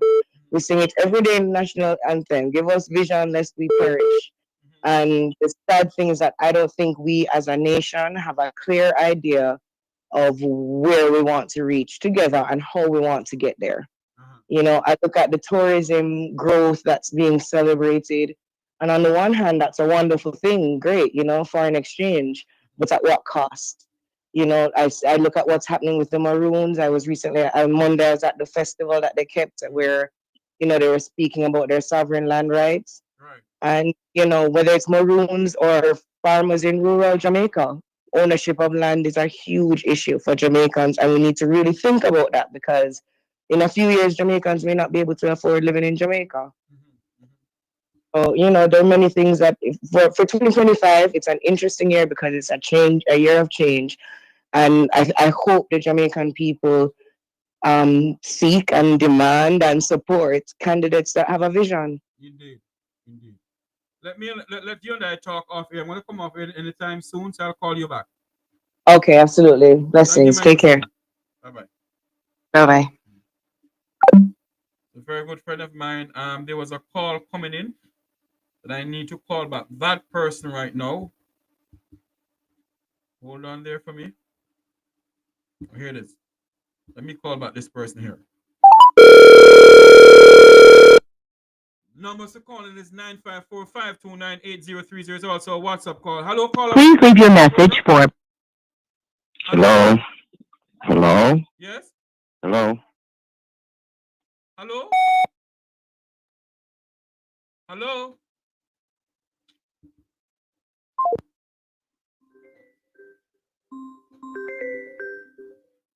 Good afternoon. Good afternoon, sir. How are you? Please turn off the TV in the background for me, sir. Sorry about that. Yes, sir. Go ahead. Good afternoon to you. Good afternoon. I've been listening to you for a while. I from Jamaica, live in New York now, and I want to say this clearly. I am a supporter of the People's National Party, but I'm a Jamaican first. Hear, hear.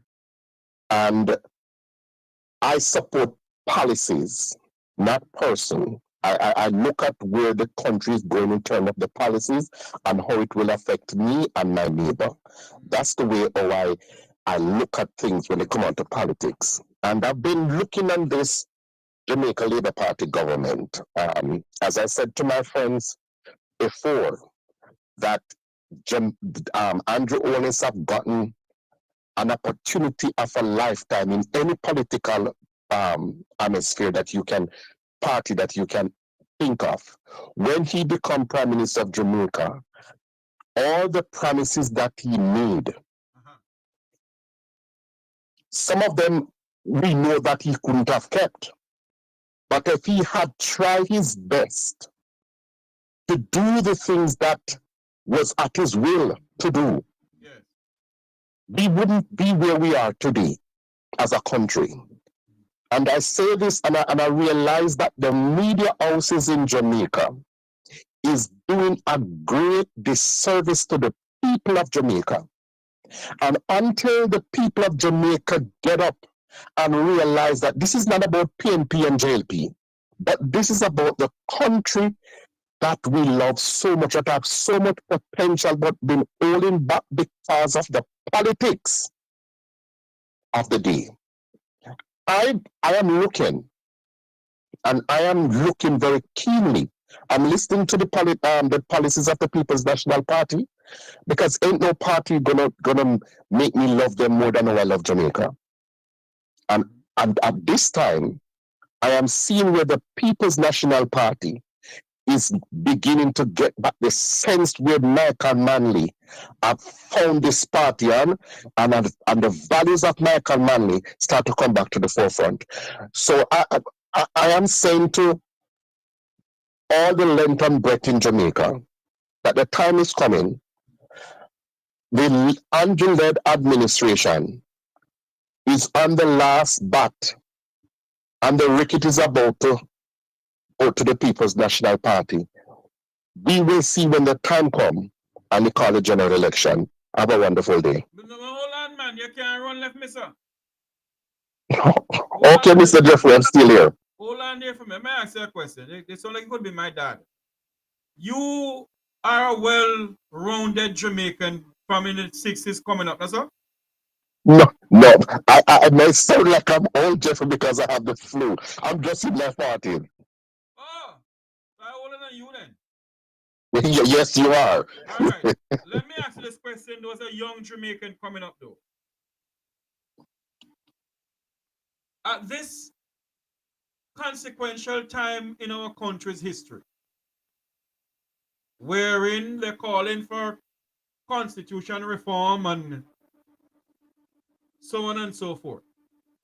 Do you support a ceremonial president, or do you support a president elected by the people, for the people, and of the people? I honestly think that it should be elected by the people and for the people.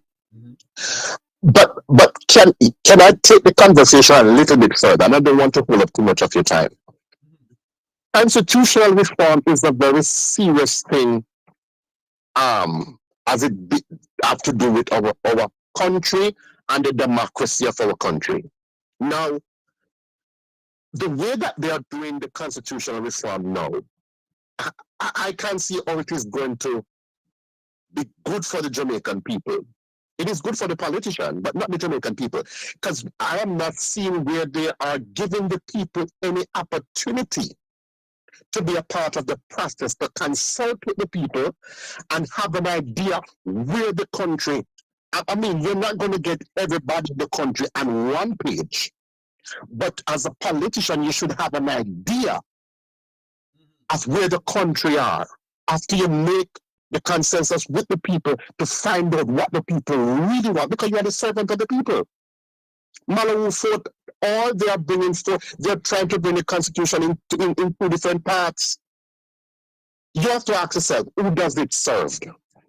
And not only that, you know, caller, I have asked this question time and time again, and they refuse to come on my program or Rattigan's program, you know. Is that members of the Jamaican diaspora, whether it be in London, Canada, United States, Africa, or anywhere in Europe, or wherever it is, they do not know nothing. That nobody come and have a town hall meeting with the people in the Jamaican diaspora. But when they want money, they want to come up here. I was just going to say that. So the question to ask the authorities in our country. You want constitutional reform. So those who live outside of Jamaica don't have any say in how the country is being run? Is that what you're trying to say to the people who lives outside of Jamaica? And when, I'll let you talk, caller, and when will the Jamaican people vote for a prime minister? Let me make something clear to those who are listening to us and viewing us. Since 1962, no Jamaicans has ever voted for a prime minister. They vote for a party. Andrew Holness' constituency voted for him as MP because he's a leader of the Jamaica Labour Party. He was appointed prime minister. Nobody in Jamaica don't vote for him to become prime minister. So the time has come that they're calling for constitutional reform in this country, that the Jamaican people must vote for a prime minister. They must vote for a president.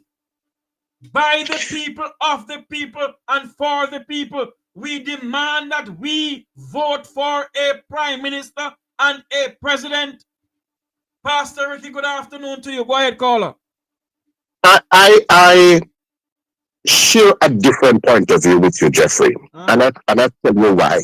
Go ahead. Because in the United States, and we see where the problem is within the United States, where you vote directly for the president and you have the Senate, the House. Now, I'm just thinking, if you vote directly for a prime minister, the president is a different story, right? Because our president in Jamaica, even if the constitution reform happens that we vote directly for the president, is that president going to be, what power that president will have? That's number one. But in terms of the prime minister itself, for you to vote, say the PNP and the JLP go up and we're voting directly for Mark Golding and Andrew Holness, and the JLP win of the most seat in parliament, but Mark Golding win the prime minister, what will happen then? So why I think you have a very valid point, but what we should do as a country, when we have two political parties and the Westminster system that we model that we have, I think that what we should do, the persons who ascertain the top pick for the job to become the party leader, we shouldn't wait until the general election, we scrutinize them. We should have things in place that we know exactly where those persons stand and issues, and how we vet those persons to become prime ministers. And if we do that, then we have a better accountability from the persons who serve. Now, I think Mark Golding is talking about an impeachment bill. These are things that is important to bring quality representation to politics.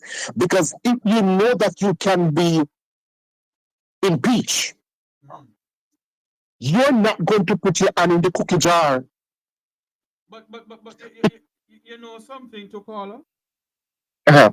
This prime minister has promised the Jamaican people that in his first 100 days, what we don't do. And right now, prime example, he said fixed election date. Prime example, why should the Jamaican people wait on the BS of a prime minister to call an election? We should know the date of the election. We should not wait on the prime minister to call the election, sir. We should say, okay, we know say come September 9th is election day. Okay, as it is in Canada, right? You have a time that the election is supposed to call in Canada, right? They still have the same Westminster system, but we can call the election before, but not after.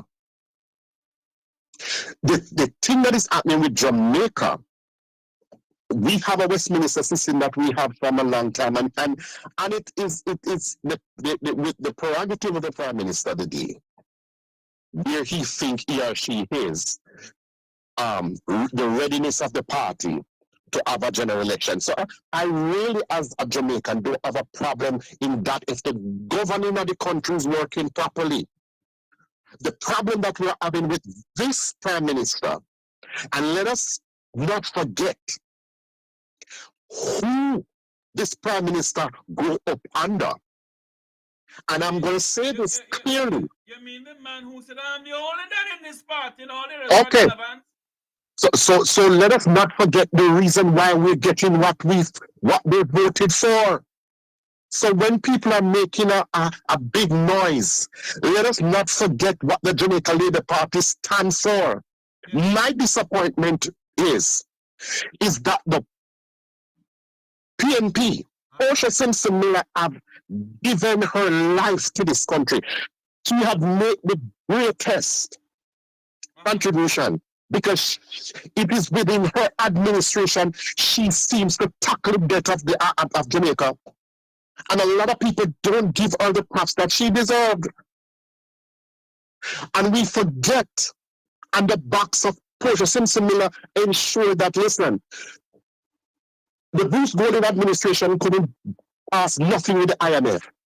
She sit down, she get it done. And this administration get a government, get a country with an economy that was growing. Yes. And what they do with it. What they do with it. I hear some people talking about 28 bank account. I don't have a problem with his 28 bank account. What I have a problem with is that you have 28 bank account, you could have 100 bank account once it is above board. It must be above board. Everybody's supposed to be wealthy, but it shouldn't be wealthy on the backs of poor Jamaicans. And we have to hold this government to the fire. I am seeing where Cliff, and I'm making it clear, I've seen where Cliff Hughes is jumping around and everything for the People's National Party. You know, he's Amahan. I would say to him, if he's listening, that the grudge that he has for PJ Patterson have nothing to do with the PNP of this era. And if it's that because PJ didn't give him the seat to run when he wanted to run within the People's National Party, don't carry a belly for the PNP now. And whether he like it or not, I know that the People's National Party, come on that day, will return to power. I make sure that every election that I am in Jamaica to vote, and this one wouldn't be different. So hold on here now. As soon as the man put on in green clocks and ring the bell and call it, you're going down. I'm going down for election. Yes. I make sure do what I'm supposed to do as a Jamaican. I have that franchise, and I make sure I use it. I was saying before you call in earlier on, you know, this is one of the most consequential elections in Jamaica's history since 1980. And I'm saying to all Jamaicans in the sound of my voice that the time has come to go out there and vote, because the soul of Jamaica's democracy relies on you, the Jamaican people. And you have to go out there and vote, because if you don't vote, God help us, go out there and exercise your right to vote. Vote for this nation. And Jeffrey, I would say this to Mark Golding and the People's National Party. Take this as an example. As much as I love the People's National Party, it is time for good governance. And we're not going to take no BS from no government. It don't matter who you are. The Jamaican people deserve better. If you reach in a situation where the country cannot afford to do certain things, come and talk to the people. Indeed. They put you there. Indeed. And not only that, sir. $3 trillion is in account before. Mayor Swaby of Kingston and St. Andrews said that he's going to investigate the KSMC. I don't hear nothing go on. I pray and I hope that when Mark Jefferson Golden should go in as Prime Minister, Mr. Golden, I am the first person on social media that said this, sir. I'm going to say this again. You need to call in a forensic audit to audit every single government entity in this country. And if you go in there and there is something going on, some hanky-panky going on, Mark Golden, lock up who to lock up.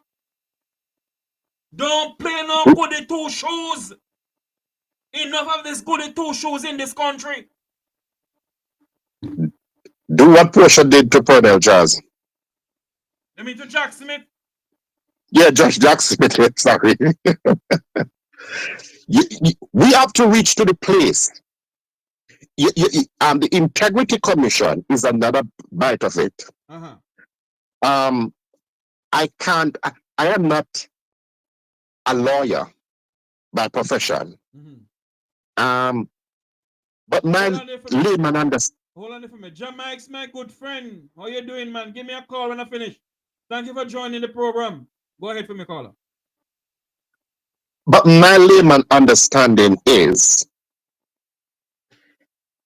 the Integrity Commission have a framework that they followed. Now, if the Integrity Commission have an investigation, everything for you as a person is correct, and they're asking you for information. If you have nothing to hide, if you're squeaky clean, why you're not adding the information that they're asking for? If you need to be certified, give them what they need to certify you. Usain Bolt was in, what do they call it, SSL? Yes. The Prime Minister was there. And before it went down, the Prime Minister went and take his money out. How did he know that the company was going to go down? In America, they call that insider trading. Okay, we should have some probity on that issue. We have a man that brings glory to our country. And the Prime Minister didn't even serve the people of Jamaica the way Usain Bolt have bring glory to the country. Ripped a Jamaican off, because I will say ripped off. He ought to know that something was going to go down. And he have a charity in Jamaica. The charity don't register. He moving money from one angle to the other angle. He put the money, and I hear some Jamaican making some excuses. Andrew Ole's two sons, what kind of work they do as a young little boy? And I'm sorry to bring them, I'm sorry to bring them in the fray, but they are children. What kind of to garner that kind of money that to put them in investments? What do you mean? Depending on work, they sit on a yard and do nothing. They go to school of firing, and the people give them some Jeffrey shut them out. Go ahead. Okay. And then we have to ask ourselves, if we don't put it at Andrew's feet, whose feet we should put it at? This young man is a young boy in school, but you have him building apartments, on whose behalf? I tell you something, you know. If Mocha and the JCF want to get the Jamaican people to respect themselves, Mocha should launch a thorough investigation into the Prime Minister of this country. The Prime Minister is above the law of Jamaica. There's no two laws in this country. Neither the Prime Minister should be above the law of this country. And I personally think that there should be a big investigation into the whole SSL thing. It should be. And a big investigation into the Prime Minister's asset. There ought to be. There ought to be. Because you see, this is one of the things that we have to cut out in Jamaica. And I'm hoping that Comrade Mark Golding is listening. Mr.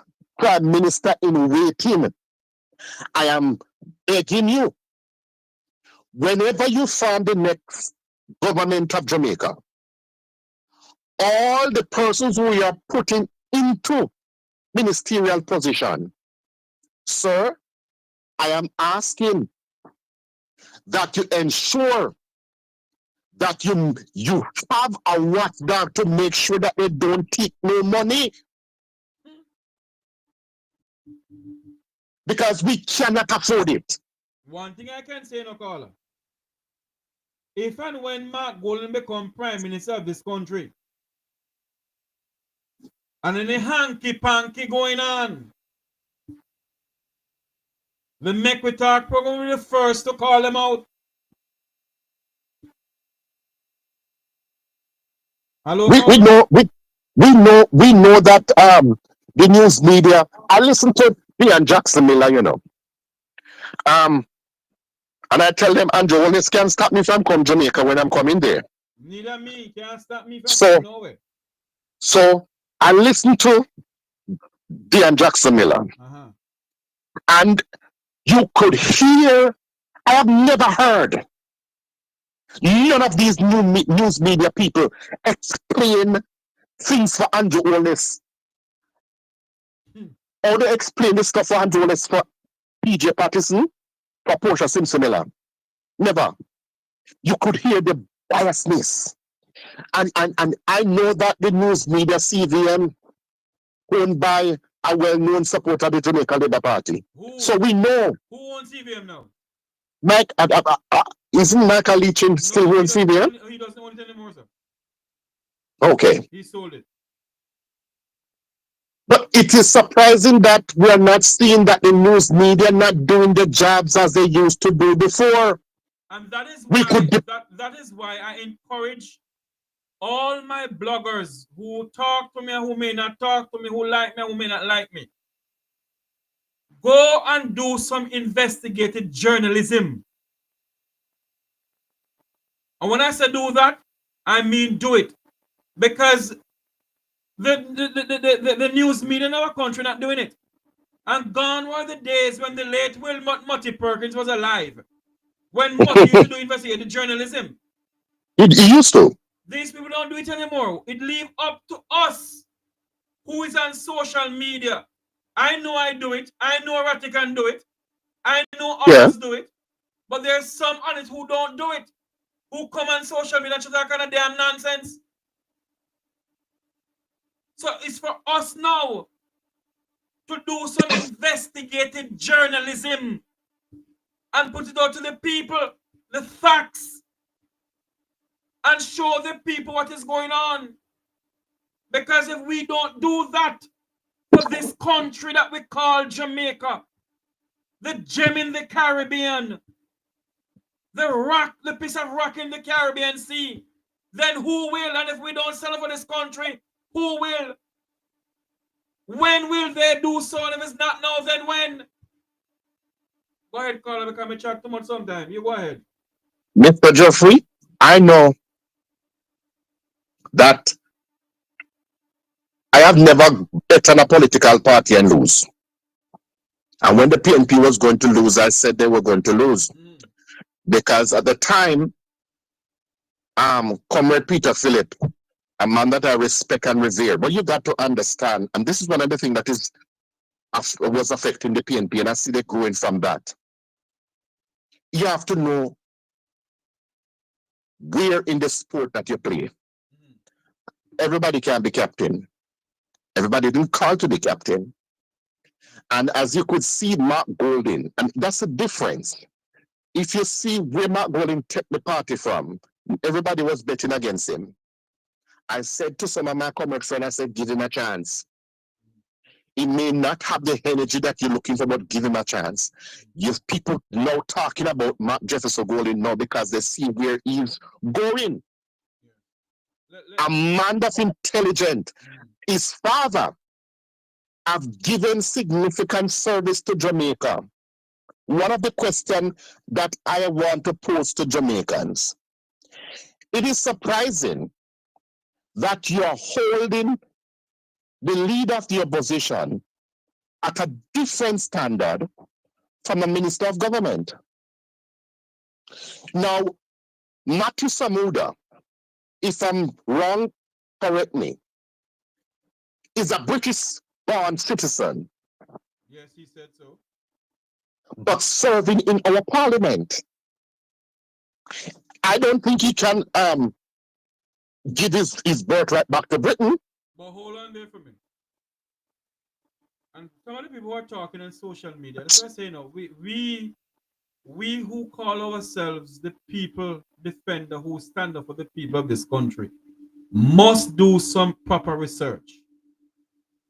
Matthew Samuda, who is a British subject, a British citizen, under the Westminster style of governing that Jamaica has, because Jamaica came out of Britain. Jamaica's constitution was formulated in Britain. So we use their Westminster style of politics, of parliamentarians or whatever. He can sit in the Jamaican parliament although he's a British citizen. Because you know why? You know why? It is also said that Jamaica is a member of the Commonwealth. Who is head of the Commonwealth? Britain. So Matthew Samuda sitting in the parliament. He's a Commonwealth citizen. He's a British citizen. What I do not like is the double standard and the hypocrisy of the Jamaica Labour Party. That's where I'm going. That's where I'm going. Mark Golding is a born Jamaican. Okay. And what is good for the goose is good for the gander. Mr. Golding was born in Jamaica, grew up in Jamaica. Because of his father, he got a British passport and gained British citizenship there. So when you have people like Fuful Everall Warmington, Mrs. Warmington, when you have people, like Juliet Cuthbert de Flynn, and then a damn who you think they would have the cabezo because this is in the Parliament of Jamaica? They're a bunch of idiots. And because they know the Jamaican people are not well read, they come on social, they come on political platform, and they labber their mouth with all kind of damn nonsense. Mark Jefferson Golding was born in Jamaica. I am not a member of any political party, but where I must speak the truth, I'm going to speak the truth. Mark Jefferson Golding was born in this country. He has a right to sit in the Parliament of Jamaica, just like Juliet Cuthbert Flynn. And he's not a slave master. He doesn't own a slavery plantation. So you know, because that was what I was getting to, Jeffrey. Yes. If Mark Golding is a slave master, can we say that it is even amongst the parliamentarian in Jamaica House? Because then we have Matthew Samuda, who's sitting on that side. He didn't ascertain birthright citizenship of his father. He was born in England. Yes. So he cannot give back a citizenship and relinquish that.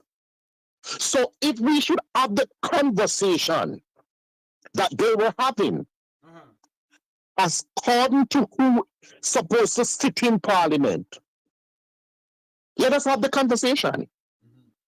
And if we ask Mark Golding to relinquish citizenship with British, what are we going to ask Matthew Samuda to do? We can't ask him to relinquish. But you know the funniest thing? Mr. Golding came out and said he relinquished his British citizenship. You know? Has Mr. Samuda came out and said and showed that he did his own? But how can he? Jeffrey, how can he relinquish his citizenship when he have a birth? Okay, if I'm a born Jamaican and when I become American citizen, I'm a Jamaican. You are naturalized in America. You are naturalized American.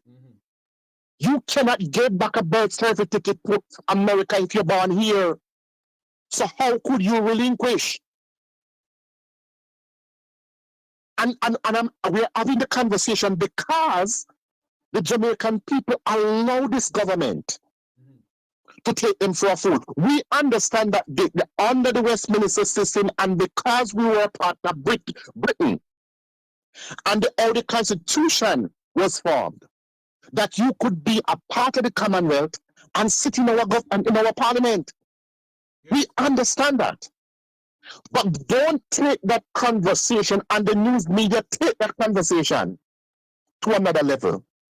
But we are asking, have the news media taken the conversation of all the legitimate conversation about the Prime Minister and what the Prime Minister have done? I push it a little bit further because I want your listener, Jeffrey, to understand something. That the Prime Minister have a way to twist things, right? Now, the Prime Minister take the Integrity Commission to court to prove what I don't know. But in terms of the apartment that was building, that the Integrity Commission did the research and go and take the pictures. And when the KSAMC go and did the same research and take the pictures, if it's not that they didn't have the 2-bedroom apartment with the bathroom, that was never approved. Why did they mash down that wall? They mashed down that wall to find a pipe?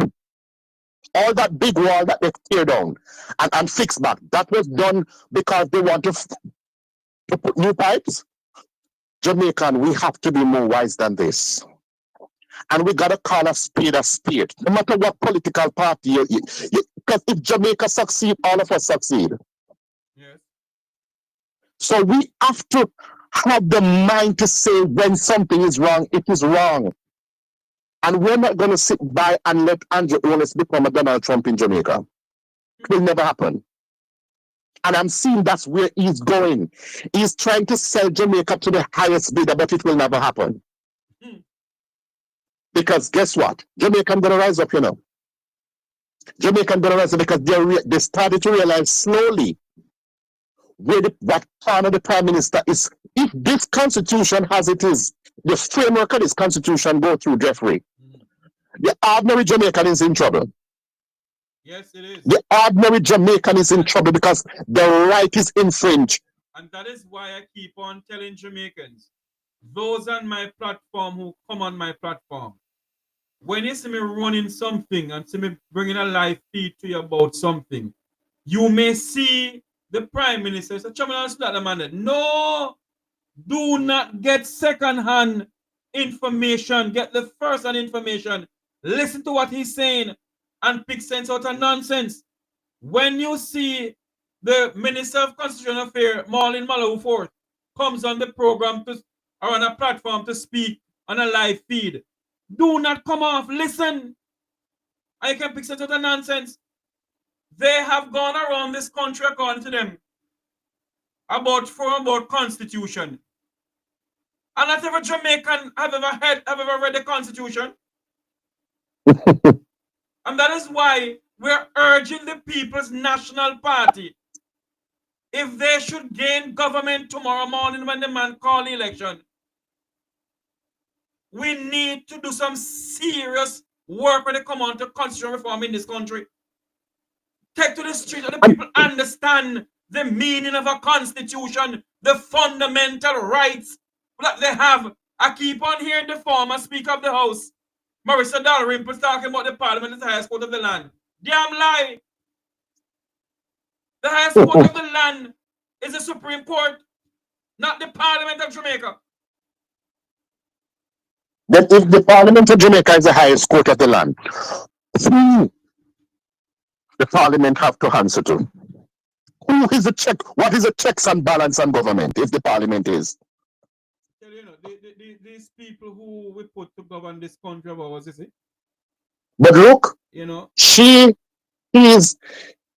The last time I heard that she found guilty, and she's still in Parliament. She went back again. That is why I ask this question time and time again on this program here. In which modern democracy, in which other modern democracy can you see a leader of a country is under investigation, still sit as prime minister and represent the country, a former speaker of the house resign as speaker and resign as MP and is elected by the people again and sits in the parliament only in Jamaica because what? They have no respect for the rule of law, the constitution of the Jamaican people. None. I remember when Comrade Richard Azan, I don't want to use the word misappropriate some funds to build some stall for some people. The very same prime minister that we have in Jamaica now say he would not sit in parliament with Richard Azan. It's a dark day in Jamaica's history. He didn't steal anything, you know.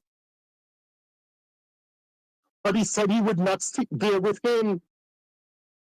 Now we must ask the question, where is the moral compass of this prime minister? But the moral compass, we shouldn't even ask where it is. Because guess what we are seeing? From the moment you see the prime minister and his wife sitting in parliament and they are the top person in government, then you need not to ask yourself the question where corruption is. Because in no other country. I tell you something, do you know? I keep on saying this about that incident. A lot of people not gonna like me for this. When they ask in the parliament the day, because I watch it live on my via PBCJ and JIS. When they ask the question in the parliament the day, is there any other nomination for Speaker of the House of Representatives? Everybody said no. PNP said no, and JLP said no. What I'm driving at is this. Mrs. Holness was elected by the people of South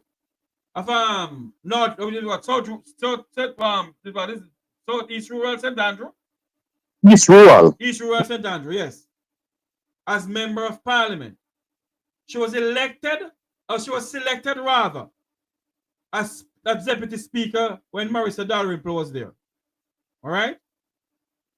When Marissa resigned as speaker and selection in the house had to happen, they put her up to be the next speaker. Nobody challenged Mrs. Holness to be speaker. Nobody challenged it. When it was voted on, Philip Paulwell came out and said that the opposition support her to become speaker. Anybody want to challenge me and go and do the research? You're not wrong. You're right. But can I say something on that, though, Jeffrey? Go ahead. Why I kind of have two opinions on that. Philip Paulwell did what he did because of this reason. That the opposition is there. Whether they agree or not, they still they didn't have the vote, right? But I understand what you're saying, and the base of principle, they shouldn't have agreed. Thank you. To Holness becomes Speaker of the House. But he's doing what the norm, and that wasn't the norm. Right, because listen to this. If Philip Paulwell had came and said that the opposition do not support her to become speaker and they vote her in, then the People's National Party will have a grip, a stronghold to say we did not support you. Exactly. They did. So the argument that we're having about Juliet must become speaker is neither here nor there. It's neither here nor there.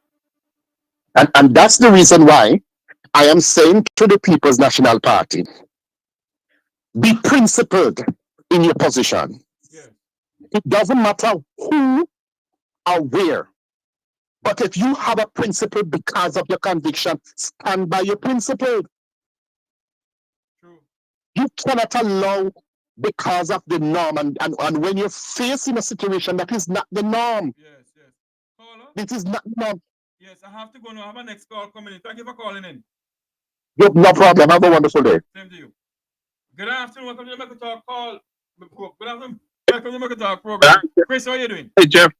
How are you doing, Jeffrey? Let me doing? chime in on this whole thing. You see, Jamaica, Yes, sir. Yes, sir. we don't have no principle. True. We not believe in nothing. When I saw them put up that Mrs. Holness for speaker and the opposition, and I said this to a very good friend of mine who is a long time PMP. Him uncle was actually in the Manley government, and I said to him, on principle, the PMP should have opposed it because it's an unprecedented act. I look all over the world and I looked on Wikipedia and everywhere. I never see anything like it. And on principle alone, why would you have the Prime Minister's wife who's sleeping with him in whatever capacity that is, and the Prime Minister, so you have the head of the Parliament who control what goes out to the public, right? What comes in, what goes out to the public. She can sit on a lot of information. She can do a lot of, And I could not understand when Powell, who I'm not a big fan of, I think he's one of them that needs to go. Me, just my personal opinion. I could not understand when this man, on principle alone, didn't say, no, listen, we don't have the vote to stop this thing, but on principle, we do not support it. And then Mark Golden have to come later and then chastise Holness in the House about it. I could not understand what is the political upside and not opposing something like that. And just on principle to protect the Jamaican people, why wouldn't you oppose it? I don't understand Jamaican politics. The whole of them are friends and Kumbalo and them get together when they're ready and have them drink, and then the Jamaican people so low in the river, it seems to me.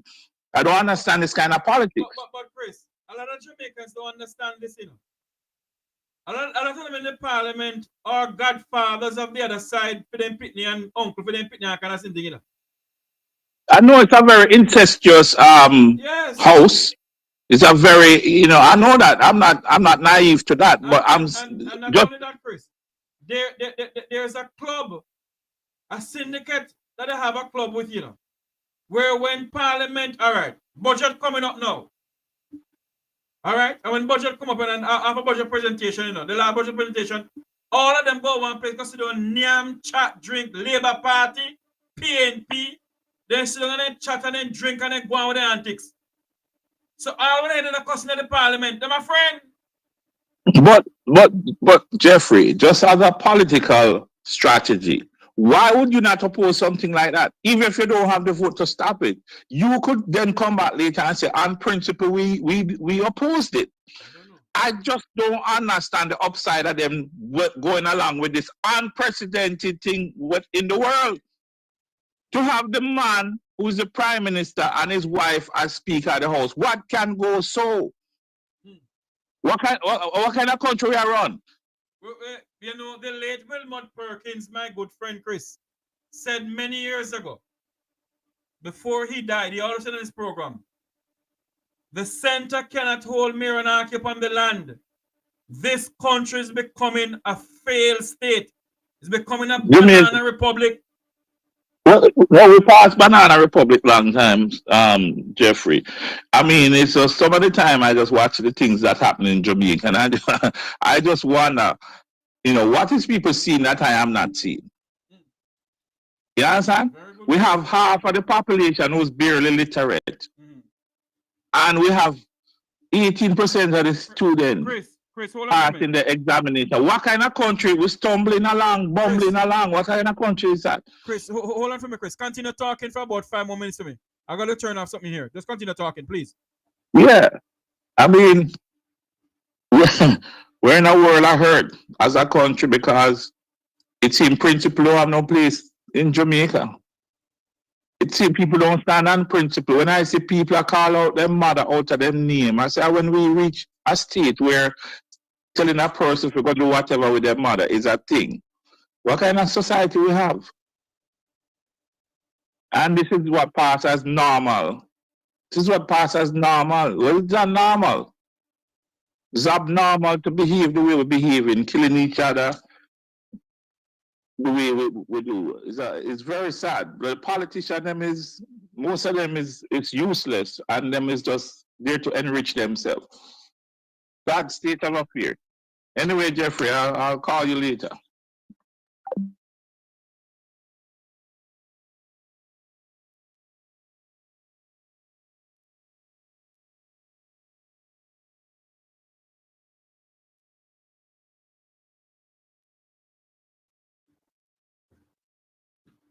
Yeah, Chris. Hello? Oh, Lord. Sorry about that. Alarm went off. I was going to turn off the alarm. Thank you all very much. Sorry about that. It's a good conversation that we have here going on. We do apologize about me missing from the thing here. I do apologize to you all. Good afternoon. Here going on. Program your live. Yes, sir, Jeffrey. Good afternoon to you and your listeners and families. I am so glad you're on TikTok. We've been talking about this for a while. Yes. And I'm glad you, launch your TikTok channel. God bless you. Yeah. I'm a Michael Manley Heights. I met Sir Michael Manley, former Prime Minister, when I was a youth. When he walked through my constituency that I lived in on my street, shook his hand, went to follow him to the next town over from my town, and I was inspired by his speech and became a comrade since I was a boy. So I am a comrade, proud comrade who's supporting Comrade Leader Mark Golden to be the next Prime Minister. As a matter of fact, I gave my endorsement publicly on several platforms that I've been on. As it relates to the perception of many hundreds of thousands of people is that both parties are the same, and there's no night and day between the two parties. They're the same. And so I've been spending my time doing research and putting out information to help to bring to the attention that they might be two political parties, but they have some differences. But I was very disappointed when Comrade Paulwell stood up in the parliament and gave his endorsement for the prime minister wife to be the speaker of the house. That has not ever happened in Jamaica before, and that doesn't happen in many democracies around the world. That's a first step of conflict of interest as it relates to policies and the country and all the things. She was elevated to cover up and to protect the IC reports, but because the IC, whenever they release a report, they no longer under Section 53 of the IC Act, which is the gag order, so they can publicly, once they send a report to Parliament to be tabled, after that it's tabled, they can publicly put out a press release. So should never ever be speaker, and I was very disappointed in Comrade Paulwell for doing that, even though he said it's the norm, it's the tradition, but yeah, we have to stand on principle. One of the things in America, when the Democrats in Congress and the senators in Congress and the Republicans, when they have differences, they block votes. They stand on principles, and sometimes one side of the aisle try to peel off vulnerable members and try to get them to vote along with them. But when the Republicans make up their mind, they vote straight party line. They don't care what it is. And so if we want to show the world that we're not the same, we're different, we have to stand on principle. One more point. I'm very disappointed in Senator Bunton. And, you know, we beat the Laborites and the Prime Minister when they do wrong, and we're holding government accountable. But when we do wrong, again, I am a comrade, and I'm supporting Comrade Leader Mark Golden. But when we do wrong, I have to talk about it, because it's, you know, we'll be hypocrites if we're not holding their feet to the fire on both sides of the aisle, both parties.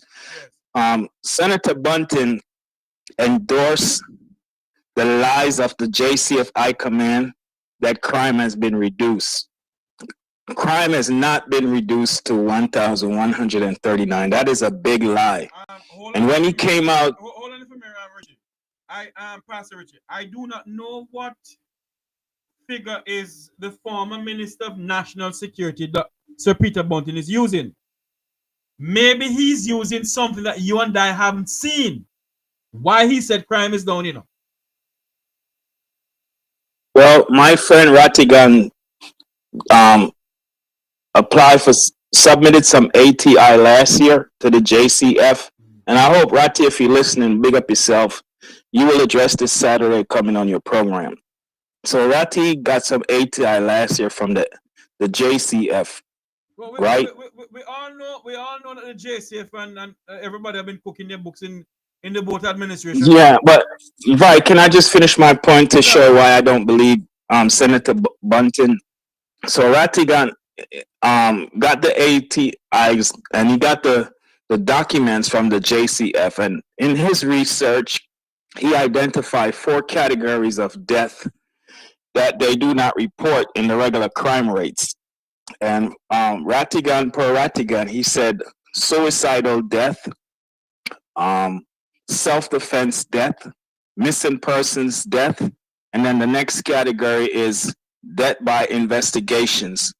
People that died in Jamaica that falls into one of those 4 categories are never recorded, because they have one pathologist, government pathologist, that does the autopsy for homicides and death, and they're backed up, and there's a backlog. Sometimes it can take 2 to 3 years before they finally discovered the cause of death through the autopsy. So when they rush to put out that the crime rate, the homicide death rate is 1,139. This was New Year's Day was last Wednesday, and by Thursday they were putting out that statistics. Where in the world did Comrade Senator Bunton, where did he get what empirical data statistics he used to come out Monday and says this when they put out that data on Thursday? And then he said that the JCF should be credited for the reduction of crime number that they put out, not Chang. So right there, he's given his approval to the 1,139 homicide death. Now, as our friend Rattigan eloquently states, they're supposed to go back yearly once the autopsies has been done and determine the cause of death. They're supposed to go back and readjust the numbers. So I guarantee you, when we take the reins of government, the next general election, which is soon to be called, that when those numbers are readjusted in real time, we will find out that they had way more than 1,139 deaths. You believe, Pastor Ricky, you believe, yes, sir, that the true figure of the JCF crime rate in this country will come to light if the PNP should gain state power? Well, I trust Comrade Leader Mark Golden. I did a lot of research before I embrace and endorse him. And I strongly believe that based upon his character and his integrity and what I've learned about him, I believe he's a no-nonsense person. And I saw how swiftly and decisively he dealt with Dennis Meadows when he made a gaffe, whether he was impaired or not, on a stage and endorsed chopping And current leader is like, nah, we're not going to embrace that. So I believe that the way he hammers the prime minister on corruption, and he's adamant about the rule of law and the constitution to honor it, I think that based upon his integrity, the real numbers will always come out, whether it's against his government or it's in favor of his government. And one last point with Senator Bunton. Senator Bunton also states that he wish he had SOEs during his time, state of emergency. What kind of crap is that? I mean, I think sometimes we need to be quiet, man. As I said before, you know, you and I don't know what level of statistics or what Senator Bunton is using, why he's made in such utterance, you know, sir. Yeah, but remember, Isaac Buchanan took the government to court and won the case against SOE, and then everybody that they locked up and never charged them for months that was in jail, the court ordered them to be compensated. So when we have these victories and then you go and speak against it in favor of what was wrong, I mean, this is not right for. But do you realize that Peter Bunton was Minister of National Security for many years? Right, that's why he said he wished he had SOEs when he was in charge of national. And as I'm saying to you, Pastor Ricky, you're entitled to your opinion, you know. But you and I do not know why Bunton is saying all of these. So is he endorsing SOE, states of emergencies? Apparently he is. But remember what the court ruling was on that, right?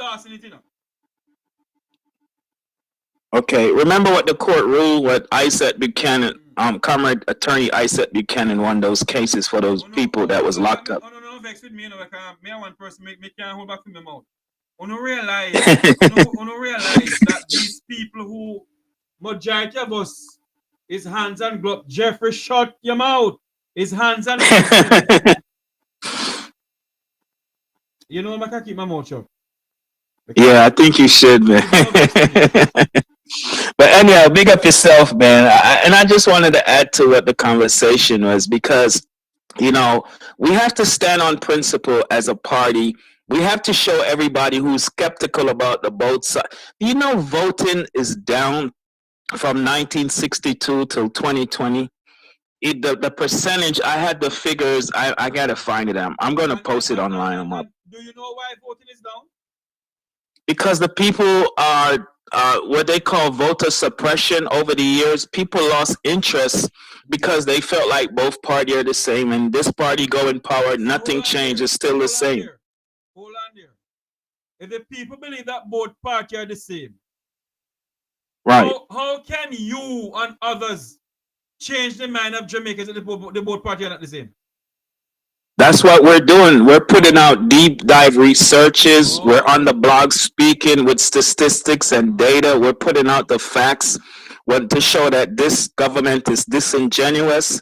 For example, when they say that they raise no new taxes, we put out the document, Parliament Paper 17/17, that Audley Shaw, the former finance minister, put out in 2017, that states that they're going to raise taxes on general consumption taxes, GCT, special consumption taxes, and they list tobaccos, fuel, alcohol, group health insurance, motor vehicles and registration fees, electricity for 150 kilowatts, land property taxes, indirect taxes is killing and burning the people, but yet they're telling lies that they have not raised. And we have the document that they did raise taxes in 2017 that runs concurrent up until this day. Have you all done a research from the 1980s, 1990s to present about new taxes in this country?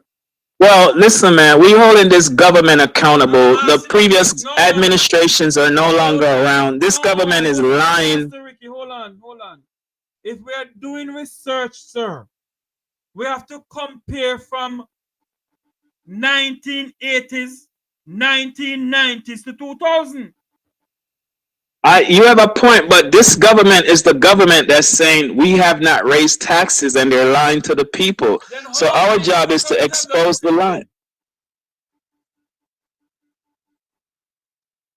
Every government has to have taxes what run the country and generate revenues to have social programs and government run programs to help the economy and so forth. But we're talking about the lies that we're debunking when they say there is no new taxes. That's what I'm talking. Listen, JLP lie, NDM lie, UIC lie, Marcus Garvey People's Party lie. Every one of them lied to the people of this country since 1962. okay, but those administrations, those people, you are not no longer in power. We have to deal with the ruling government, just like when current leader Mark Golding goes into. But we who are calling ourselves to go out there and present certain things to the people must speak truth to power. We have to do our research. Right. And what we come up and come up. Okay, when current leader Mark Golding forms the next government, anyone in his administration that do anything that is unconstitutional, unlawful, we will hold their feet to the fire just the same way we're doing now. So that's hey, this is a new era. This is a new time, new space. So right is right, wrong is wrong. Two wrongs don't make a right. And that's where I'm at. And that's where a lot of us that are doing social media is that we're holding government, not just the JLP or the PNP, anybody that's in the government, that's who we will be scrutinizing and holding their feet to the fire. Again, I'm a sold out comrade, but at the same time, I'm a true teller, and I'm holding their feet to the fire. So I know comrade leader Mark Golding is a man who was a justice minister who honors the rule of law and the Constitution. And so when you look at the IC Integrity Commission Act that he helped write and champion, you can see the brilliance of his legal mind. And so I know without a doubt that he will have the right people in the right places.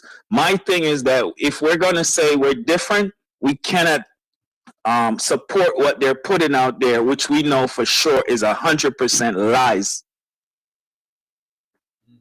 Anyhow, big up yourself, man. Big respects. We'll talk so offline, but big respects, man. Take care. And I'm glad you're on TikTok, man. Keep up the great work. Thank you very much, Pastor Ricky, for coming onto the program. Thank you all so very much. Yeah, man. Big respects. Yeah, man. Blessings. All right. Bye. We're going to take one more call and call it for the day. One more call, and that's it for the day. One more call, and that's it for the day. One more call, and that's it for the day. Wow. This is the Mek Wi Talk program. Hello, good afternoon. Welcome to Mek Wi Talk program. You're live. Good afternoon, Congress. How are you doing? I'm not hearing you at all, sir. Sound like I'm a hollow hole in a long West Bay. Good afternoon. How are you doing? You have me on speaker or you have an earpiece in? I had a speaker. I took it off now. Yeah, but are you hearing me now? Much better from the West Bay and West Bay and Cayman. Go ahead.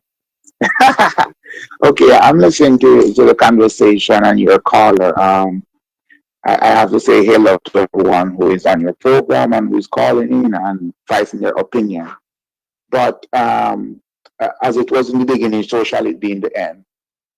And this whole, I mean, like in some case, I will side with the PNP. Just the fact that one party have to run the country, and what Andrew Holness have displayed, it is like impossible for Labour right to retain that position, because there is no other avenue for Andrew Holness to fall short in, like every single aspect. Mm-hmm. And I can't understand how comes there's a single person in Jamaica who have the facts, hear the facts, see the facts, feeling it, and they are still sizing with this man. Like, there's no way he should be in any sort of authority or position now. No way. Rather, what is happening to him is true, lie, farce, pretend, propaganda, stage. Just the mere fact that he is found in this position, he should nowhere be in representation of Jamaica. And even if you go beyond that, like he's so lie and disrespectful, I am certain that they just had a general meeting.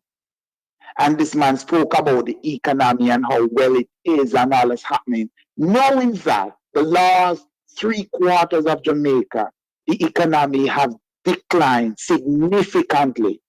But nevertheless, you go to your conference and you make the economy one of the best.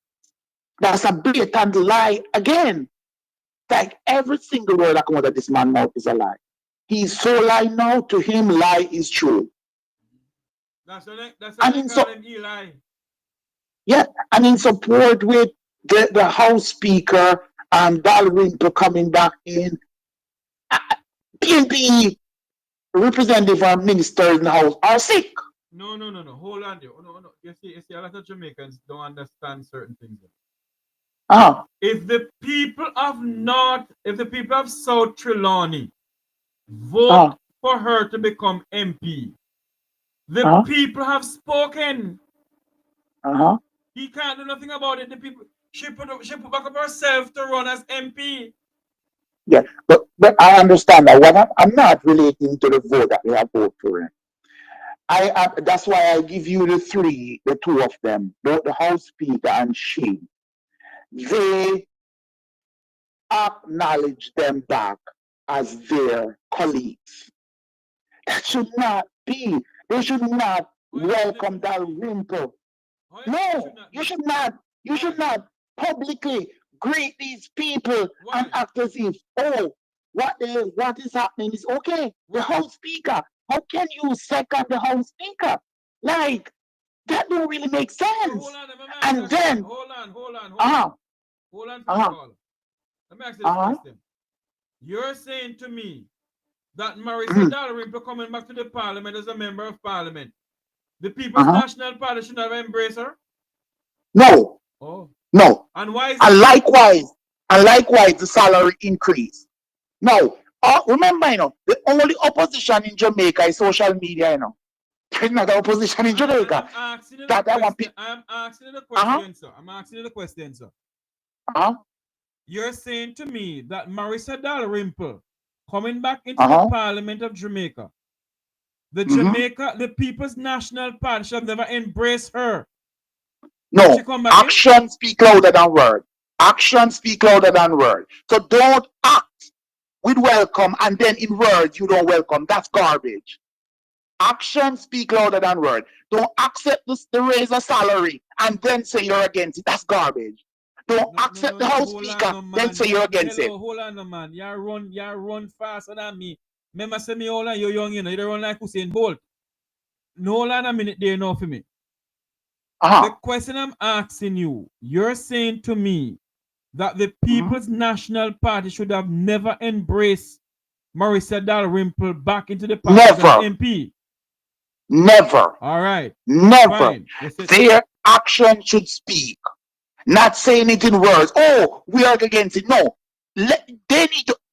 PNP need to stop using words and using action now. So let me ask you a question. They're not embracing her back into the parliament. Is it going to stop her from coming to the parliament? It won't. But what it will do, it will back up their words at the end of the day. That's the thing. And at the end of the day, don't you sit in the parliament as member of parliament for South Trelawney? Yes, but when they are actually talking, their action can leverage with their words. You see, a lot of you people don't understand politics in this country. Every single soul in a parliament, a friend. I know that. I know that. Then drink the little drunk crow together. They'll drink the little cognac together. They'll drink the little brandy together. They'll drink the little white wine together, the little white rum. They look at this and they look at that together. They're friends. So if we out here, they kill up ourselves, say PNP shouldn't embrace Marissa Dalrymple, is it here nor there for them in the parliament? Yeah, but why am I saying that? My point is that PNP, jail. How would they call you now? Okay, Andrew must call you. Hello? Hello? It look like Andrew calling if he should have been out. Ladies and gentlemen, people, thank you all for coming. And it's been a great afternoon with you all. But I don't see anything wrong.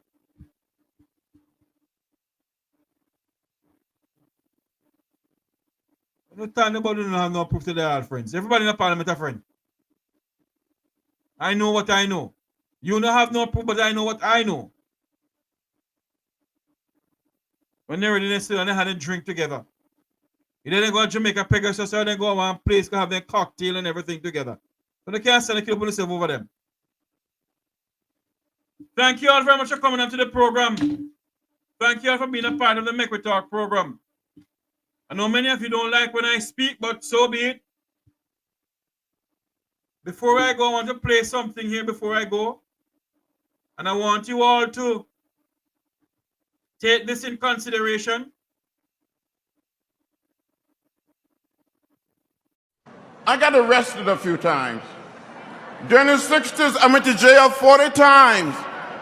Since I've been in Congress, I've been arrested another 5 times. And I'm probably going to get arrested again for something. I'm not suggesting that any of you should go out and get arrested.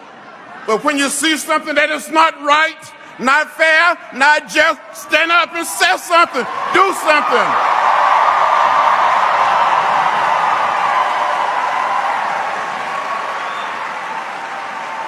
I gave a little blood on that bridge in Selma 53 years ago. I almost died. Some of my friends and colleagues were murdered in Mississippi and other places. I'm not asking any of you to give any blood. I'm just asking you to go and vote like you never voted before. We have to vote.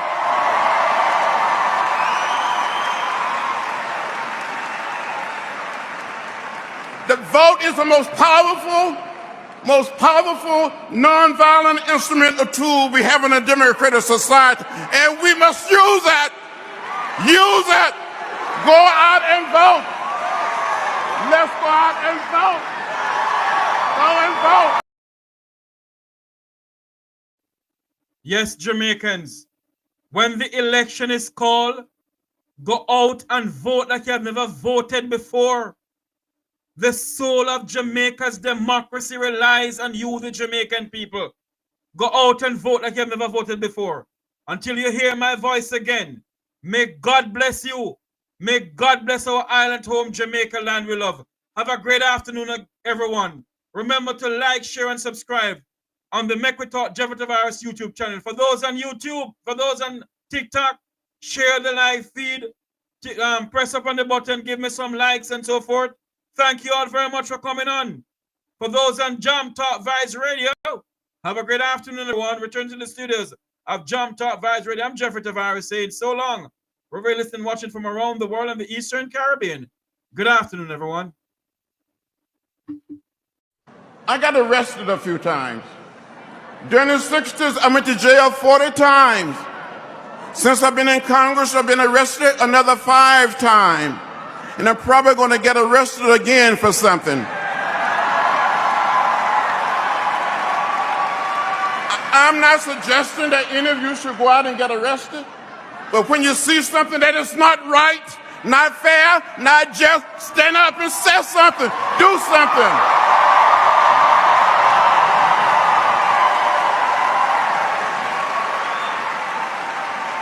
I gave a little blood on that bridge in Selma 53 years ago. I almost died. Some of my friends and colleagues were murdered in Mississippi and other places. I'm not asking any of you to give any blood.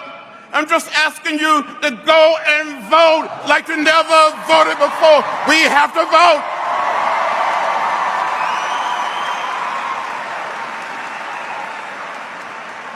The vote is the most powerful nonviolent instrument or tool we have in a democratic society, and we must use that. Use it. Go out and vote. Let's go out and vote. Go and vote. Go and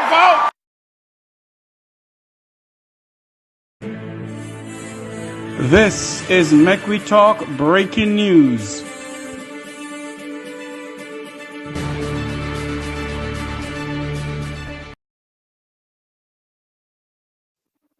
There is some news coming into our news center. The body of O'Neill Stevenson and his wife, Colonel Lindsay Stevenson, to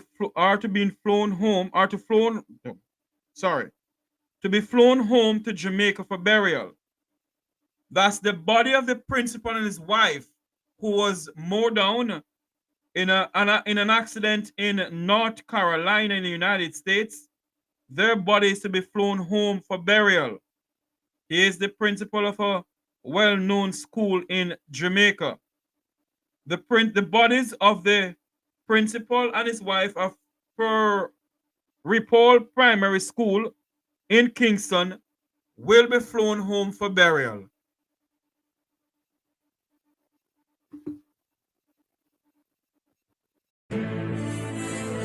This is Mek Wi Talk breaking news.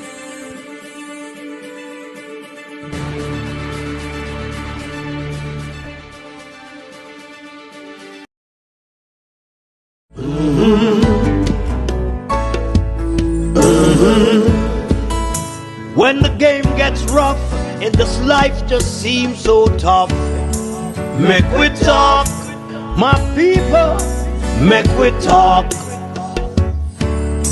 When this town becomes an ugly place, don't let it erase the smile from your face. Mek Wi Talk, people, Mek Wi Talk.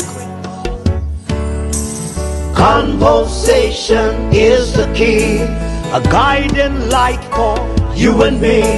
Spark a talk and you will see. Conflict solver A to Z. World leaders master the art of self-defense just by talk. So people, Mek Wi Talk. Hey, we're living in a world that on ourselves we must depend. Mek Wi Talk.